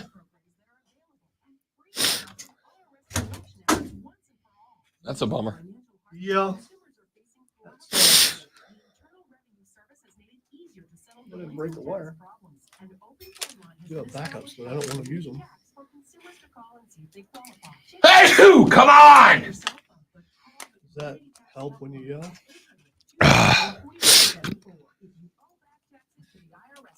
Uh-oh.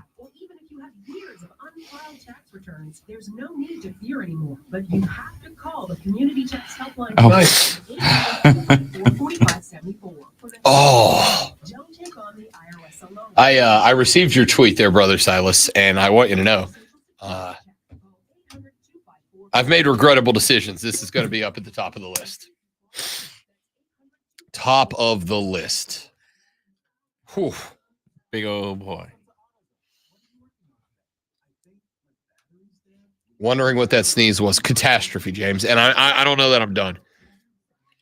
Some sneezes pack a kick. You know, it ain't fun. What do we got? We got a 30, then a reach, or we got this Home Depot, then a 30. So, got about a minute. Have that ready to go. Wash and dry in one cycle with the Samsung Ultra Capacity All-in-One Washer Dryer Combo from the Home Depot. Then enjoy your summer while your laundry takes care of itself. Right now, there's more big savings on select laundry appliances at the Home Depot. How doers get more done. Price about May 16th through June 5th. U.S. only. See store or online for details. It's BetMGM tonight. 2 years ago, he pretty much individually won me my fantasy baseball league. This was 2 years ago because last year's team won one game. Not good. Yeah, because I couldn't beat the draft. My cousin Joe beat the draft. He got drunk instead and taken a mess. You and I were doing the show. It's just you and me in here. And, yeah. I told you to, like, when you're up, take it off. I'll talk. I'll be fine. I would have helped you out. I just would have won that percentage of the wins. That's all. BetMGM tonight. Live sports betting updates as they happen. Weeknights at 7 On the fan update. Rise and shine, sports fans. That's crazy. Grab your coffee and get a jolt of sports on the Monzo Show with Monzo. Now, weekday morning, 6 to 10 on the Fan Upstate. College baseball regionals firing up this evening. Up in Raleigh, North Carolina. The South Carolina Gamecocks are on the road. They've got the regional with NC State going down up at Raleigh, and that is going to be, I think, an interesting one. And listen, I go back to the SEC tournament. The Gamecocks really performed pretty well in the SEC tournament. If we're keeping it a buck. The problem is the two losses you took, both to LSU, both of them completely unnecessary. And I would almost say borderline inexcusable. I know a lot of Gamecock fans ready to move on from Mark Kingston. And to be honest with you, I get it. I understand. I have said, in fact, I said on a tweet during the second game against LSU, a game you held, what, a 6-0 lead at one point, 8-0 lead at one point? I mean, there's zero reason to go back and lose that game. But here's the reality. Your pitching is not what it needs to be. Is that on Kingston? Yeah, 100% it is. Part of the coaching responsibilities are to put together a good pitching staff. And the reality here is that in order to survive, in order to thrive in the college baseball postseason, you've got to be able to lean on your pitching. South Carolina could not. They lost in the semifinals of the Southeastern Conference tournament. Now, you made the Southeastern Conference tournament semifinals. That is one of the best two conferences in baseball. And if you go based on the number of teams that they got into the regional, they are the best conference in college baseball. Honestly, I think you probably could have removed two teams from the SEC, added one from the Big 12 and one from the ACC, and that would have been a more accurate regional. But hey, I'm not in charge yet. Anyway, you made it to the semifinal, and LSU was your kryptonite, right? They just were. You had them down in 2 games. You had them down by a lot of runs in 2 games, and in 2 games, you just blew it. You blew both of those games for the exact same reason. You blew both of those games because you don't have the pitching to be able to screw up. It's real simple. You don't have the pitching to be able to screw up. That's all it comes down to. You ended up in a spot where you made too many errors. And I know that, you look at the box score, and the box score in the second game, in the semifinal game, I think South Carolina only got dinged for 2 errors in that game. There were more than that. I'll give you one example. LSU making their way back. I think at this point they were down 2-3 runs. LSU's got a runner on second. They show a drag bunt. The third baseman comes charging in to cover the bag. Now, in that situation with a runner on second, the shortstop's got to get over and cover third. This is elementary baseball, pardon me. This is elementary baseball. This is little league stuff. If there's a man on second, there's a drag bunt to third, and the third baseman comes up to cover that bunt, the shortstop has got to outrace the runner to go cover up third. This is the stuff that I would teach middle schoolers. The drag bunt ends up halfway between the third baseman and the pitcher. The third baseman picks it up and goes to fire to third for the tag out and keep a runner out of runner in scoring position. But the shortstop did not go cover third base. So the third baseman turns. He goes to fire over to third base. There's nobody there. And at this point, he didn't just look at third. He squared the body up to third for the throw. So he was facing away from first base. Realized, I got nobody to throw the ball to. So then he's got to spin the next 180 back around, fires it over to first base, and sails the ball. Runner scores. Bunter ends up into a bunt double. Now, it was labeled a throwing error. But if you're a baseball guy and you're watching that play, you know that the error that caused all of it was because there was just an elementary baseball move that did not happen. That's it. That's literally all it was. It was an elementary error on the shortstop to not cover the bag that caused the third baseman to have to spin in a circle like a dog chasing its tail and then wing one on the spin that ended up in the bullpen down the first baseline. You don't have the pitching to do that. You don't have the pitching to be able to make that move and make that mistake. You can't do it. And that is a massive problem. So my question for you here, as you head into the regionals, a regional in which you got JMU out of the gate. JMU, by the way, that's got some hitters on these teams. I'm going to introduce you to a name that you are going to learn this evening, Gamecock fans. His name is Fenwick Trimble. Fenwick Trimble. What a name for a baseball player. Fenwick Trimble should be on the rowing team, right? Now coming up the bat. As a PA announcer in the stadium, you're trying to get hype about these guys. And they hit the walkout music. First off, that guy's walkout music is totally like Flight of the Bumblebee, right? There's totally some classical music. And you'd be in the box or something like ragtime. So, something that lets you think of the 30s or the 40s or something. Batting first for James Madison, Fenwick Trimble. However, Fenwick Trimble is a 370 batter with 14 homers, 61 RBIs, and more walks than strikeouts. My dude has 17 strikeouts on the season. The whole season, 17 times as he's been K'd. He's walked 27 and stolen 16 bases. There are players around this regional. There are players that are going to put the ball into place. I'm going to tell you the guy you should face in day number 2.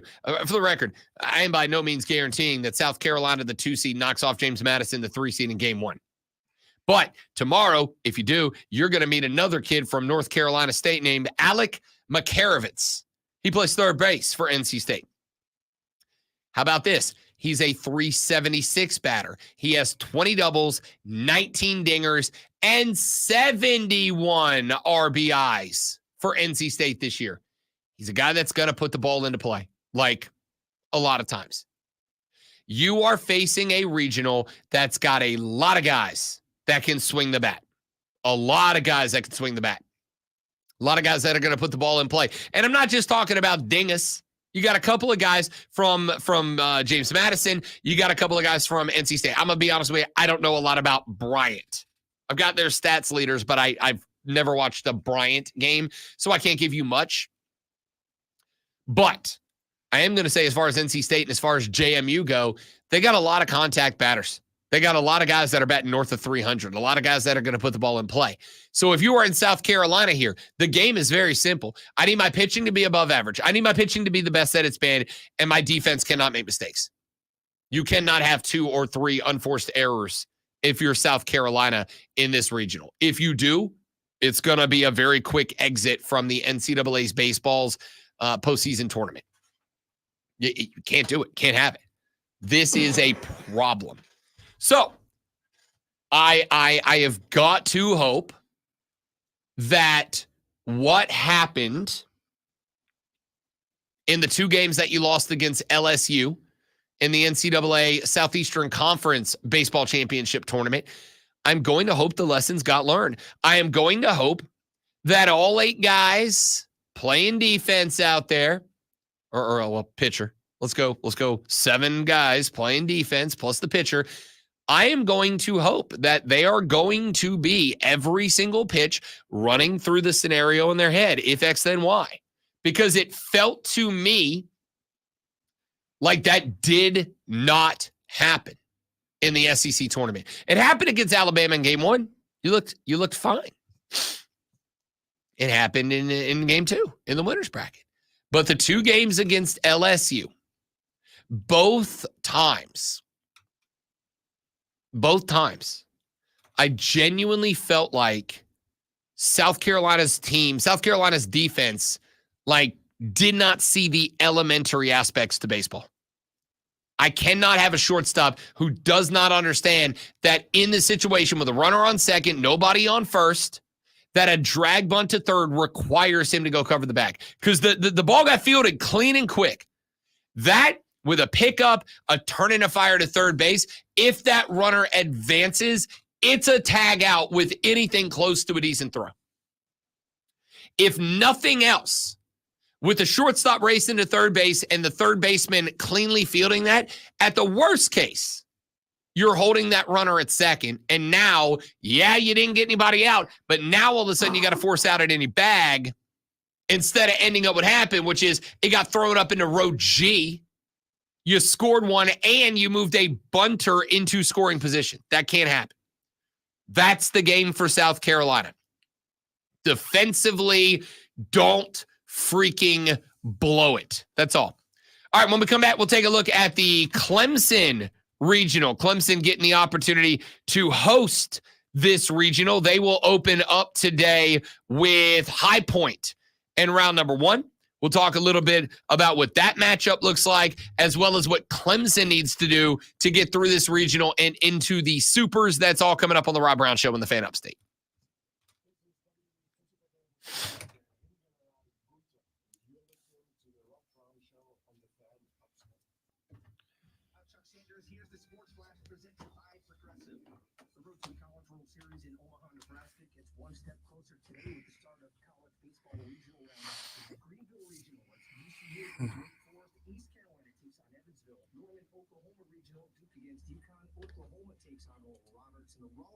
South Carolina faces James Madison, while NC State takes on Bryant. Clemson Regional, the Tigers battle High Point, Coastal Carolina against Vanderbilt. Be ready to play Twitter. That's it right here. Regional, Southeast Missouri tangles with Arkansas, while Kansas State takes on Louisiana Tech. Tallahassee Regional, UCF faces Alabama. Florida State takes on Stetson. Regional action is a double elimination format. don't know, Rob. You're a younger guy. I am. You can handle Malik. You can handle it. For sure. You are former tag team partner of Billy Gunn and Daddy. What's his name? I forgot. What's he call himself? No, Billy Gunn is that guy. No. What's his nickname? I forgot. Daddy. Can't remember what he calls himself. Yeah, I wouldn't know. Mr. Butt. Yeah, I used to have to say that when I was a kid growing up. My parents wouldn't let me say that. It used to be like Mr. Butt. Mr. Butt. Colton's dad. That's who we're talking about. Many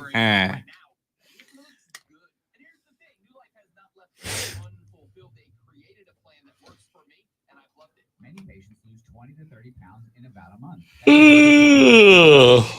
Boys, I got to tell you, I'm That's a good one right there, Joe. I think that works for me. Bad behind William Gunn. But God, but Bob, but my name's Billy. It doesn't. All-time classic.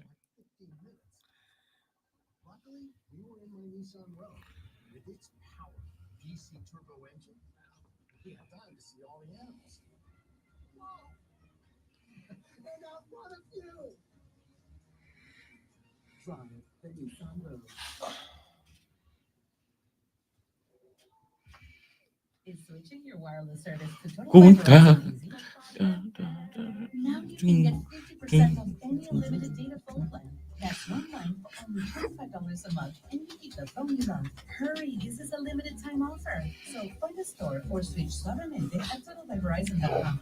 Offer is just Shout out to Chris for bringing me the cord. old Captain America, Chris Evans down the But if hall. I had known we were going baseball for the whole second half, I would have said never mind. So It is regional day. It's one of the best days. no, of the year. no, I am not saying that you shouldn't talk about it because you absolutely should. Although you can make the next segment kind of short, but that's Yeah, we're at Ingles and rejoining after this Granger. This cord is not going to cut it. Find headphones over the weekend with a longer cord. These are nice. Ofamente. I don't think you've ever said that right yet. You just said it right. I thought it was like Portamente. I don't know. Alexa Bliss has been posting a bunch of pictures of her in gear. Imagine that.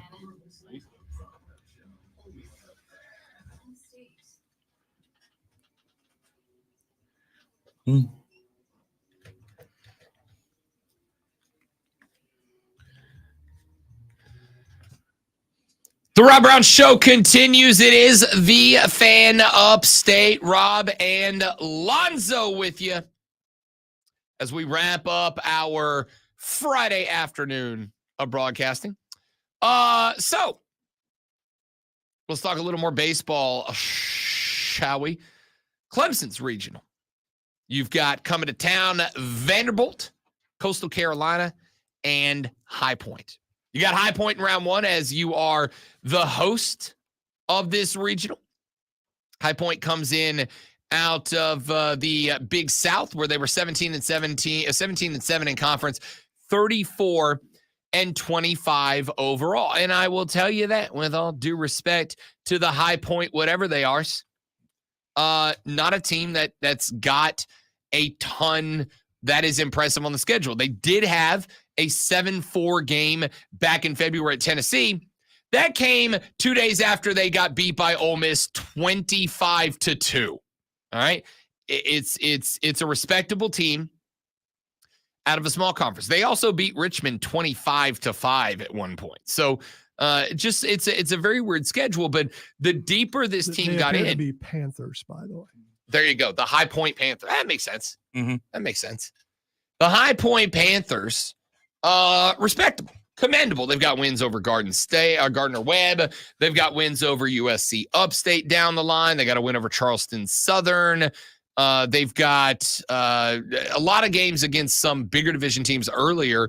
They didn't really beat any of them, right? So if you're Clemson, you just got to do what Wake Forest did. You've got to do what Appalachian State did. You got to do what, again, Wake Forest did.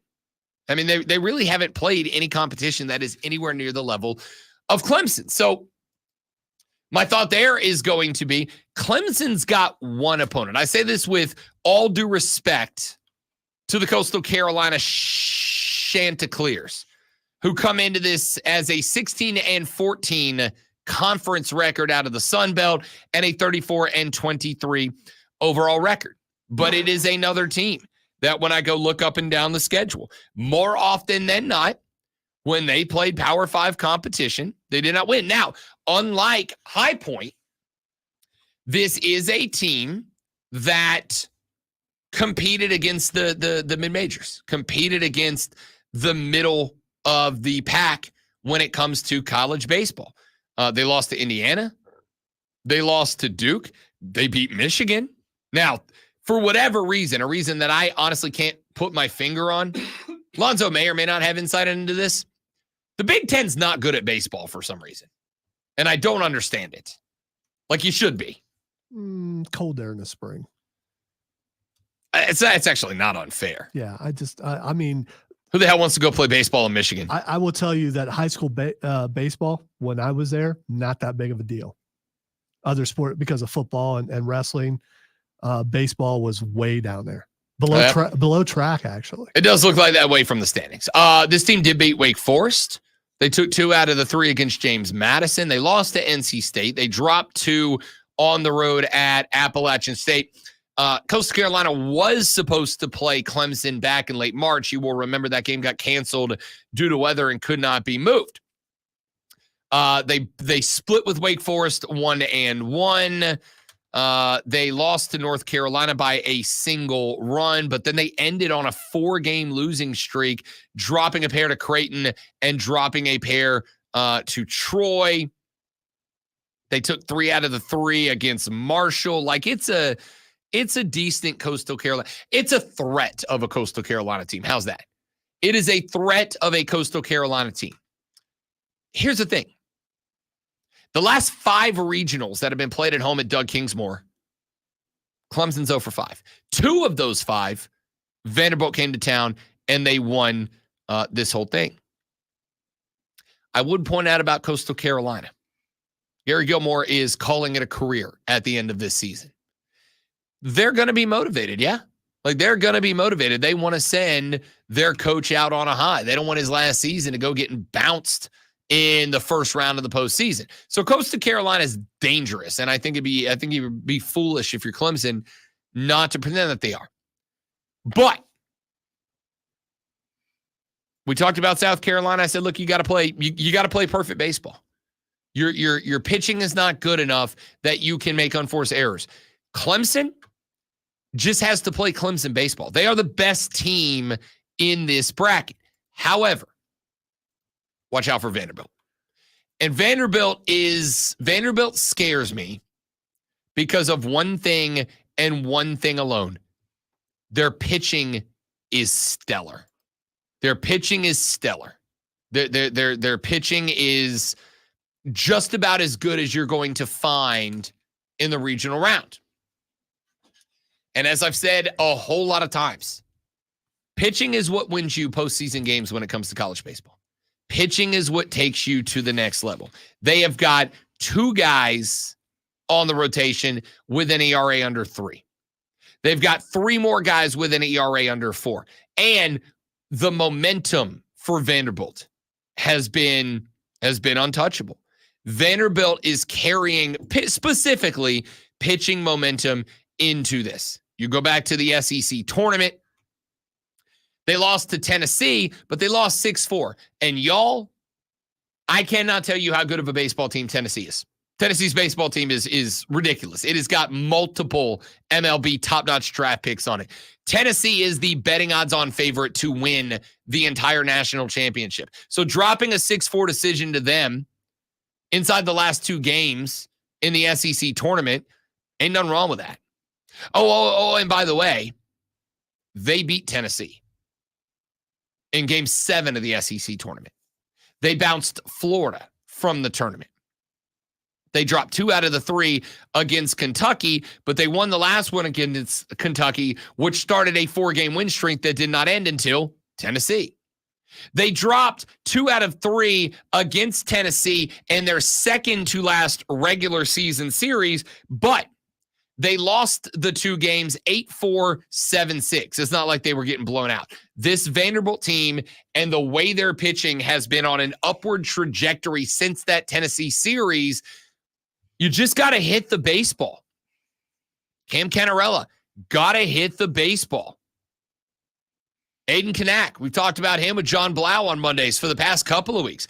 Got to throw the ball well. This is a guy who is hovering his heater around 93, can touch 96, 97 on his best day. I need him to be very good. I need Clemson's defense to be exceptional. Because this, again, with due respect to Coastal Carolina, the only threat in this bracket to Clemson is Vanderbilt in their pitching. That is it. That's the threat. That's what you're looking at. Eric Bakich previewed the regional a little bit, pointed out a couple of things that he is keeping his eye on in a presser yesterday, and he mentioned these things. He talked about Vanderbilt's pitching. He talked about understanding that defensively, because of Vanderbilt's pitching, they understand in that game, in this regional, runs are at a premium. Runs are at a premium. And I think you got to treat it that way. This is about doing whatever you got to do to make sure that the bats are hot very early in this one. So we'll keep an eye on it. 1 or 2 more things before we get up out of here for the day. We mentioned this earlier in the show. I'll bring it back one more time. Boston opens up in the NBA Finals as a -225 favorite. Dallas Mavericks +185 to open up as dogs in this. The Celtics also open as a 6-point favorite over Dallas in game 1. That game is next Thursday. Great one. I'm absolutely going Dallas +6 in game number 1. You got Porzingis coming back for the first time in 8 weeks at that point. You've got a Boston team that hasn't played in 9 days. Look at every team that's had rest in these series that has been 4 or 5 days plus. They've all lost the next game because that rhythm's not there. I'm going to go Boston to win the series. I'm going to go Dallas +6 to win game 1. That's how this thing's starting next Thursday. Well, I definitely have Dallas winning the first game. I'm not so sure about the entire series, but why not? I've been rolling with Dallas this entire time. I'm going to go Dallas in 7. I'm not unfair. Not unfair. I don't hate that.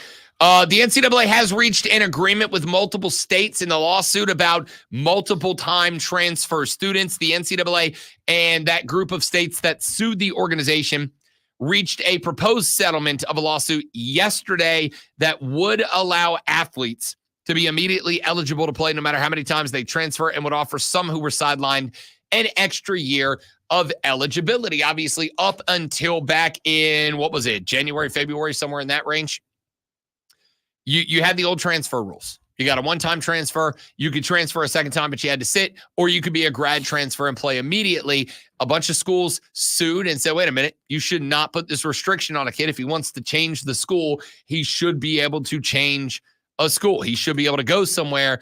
And because of the lawsuit, the NCAA basically let the schools know, as of right now, we are not enforcing this. As of right now, players can transfer as often as they want. No worries. They can play. So now the NCAA is saying that that is likely to become permanent, again, to avoid any judgment down the line in a lawsuit, A, and B, also that they're going to backtrack. And if you had to sit out a year due to the single transfer rule, you will get that year of eligibility back to stick on to the end of the career should you elect to take it. I don't have any issue with this. This is the right call. This is the right call. More NIL just in case you're not ready for the NFL yet, or even if you never will be. Take that extra year. Why not? Dude, think about this. You're an NBA player. Or scratch that. You're a college basketball player. You find out that you are likely a, let's say, mid-second round pick. Only 2 rounds in the NBA draft. You're a mid-second round pick. And you find out you're going to be picked somewhere around 60, 50, 55, 45, somewhere in that range. You're a very good college basketball player. You're a top 1% college basketball player. You're coming back, right? You're coming back. You got the eligibility. You can transfer to another school if you want. You're coming back now. Isn't that good for basketball? Isn't that good for basketball? Well, yes, Rob, that's good for basketball. Thank you, Lonzo. So wonderful of you to answer. You're I welcome. appreciate it. All right, time to ask Rob what You're good people. The X is going on sometimes. The first thing that's Xing is Snoop Dogg. Okay, I'm going to answer that. But before I get there, in my email right now, got to put a new commercial together for New Life. And in the radio business, Lonzo, we have a word that we use for when someone gives you a piece and you have to record in the middle, right? They have a tag in the front, a tag in the back, and it's blank in the middle, and you record in there. What's that called? It's a donut. It's a donut. Yeah. You got something on the front, you got a hole in the middle. They just sent me, one of our downstairs salesperson just sent me an email that said donuts for next week. And I was like, why would you say that to me? You know what I'm doing. You set me up. Why would you email that? Before I realized it's a word thing. Snoop Dogg is trending because he was at the game last night, the Minnesota-Dallas game.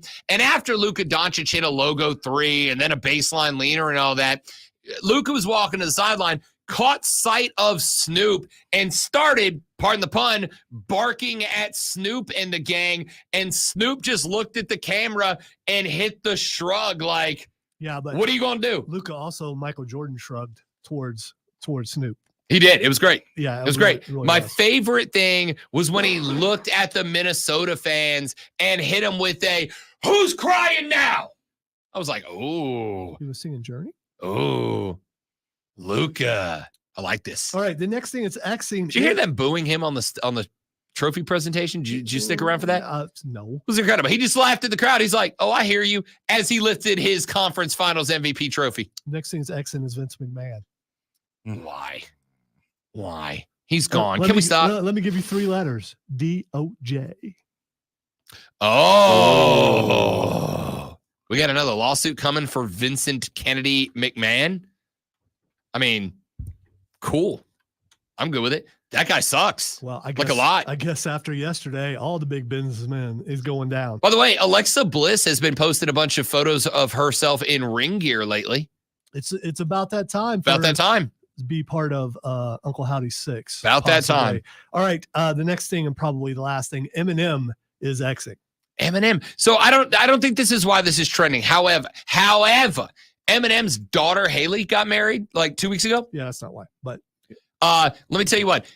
My knees started hurting and I grew like 9/11 new gray hairs when Haley, who I've been listening to M rap about since I was in high school, got married. She's like a whole ass adult woman now.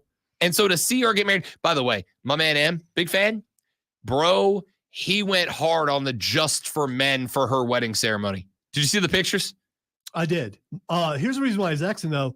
New album dropping and also new video. I've watched the video without the sound. It's him with Slim Shady. It's him with all the different versions of him throughout the years. Including the it's Just for Men version. Yeah, it's just like the John Cena thing where John Cena was with him. Anyway, I'm all that's in. why he's Xing. I'm all in. I'm going to watch it as soon as the show's over. You still coming tomorrow? Yeah. Okay. Yeah. Just check. I am. Not that we want to plug it or anything. You know. Upstate Pulse tomorrow, 7 to 9 on our brother station, WORD. Rob Brown will be there, and he is not up against the Nerf wall because he's very good at what he does. Y'all have a great weekend. Don't drink and drive. I will punch you right in the mouth. Greenville Triumph game on Sunday. Games at 4 o'clock. Tailgate at 1 o'clock. Coming out and see us. We'd love to see you. Greenville Liberty play tonight. I'll be on the call on social media. Make sure you check that out. Have a great weekend, everybody. For Lonzo, I'm Rob Brown. We'll see you next week on The Rob Brown Show and the Fan Upstate later. Yeah!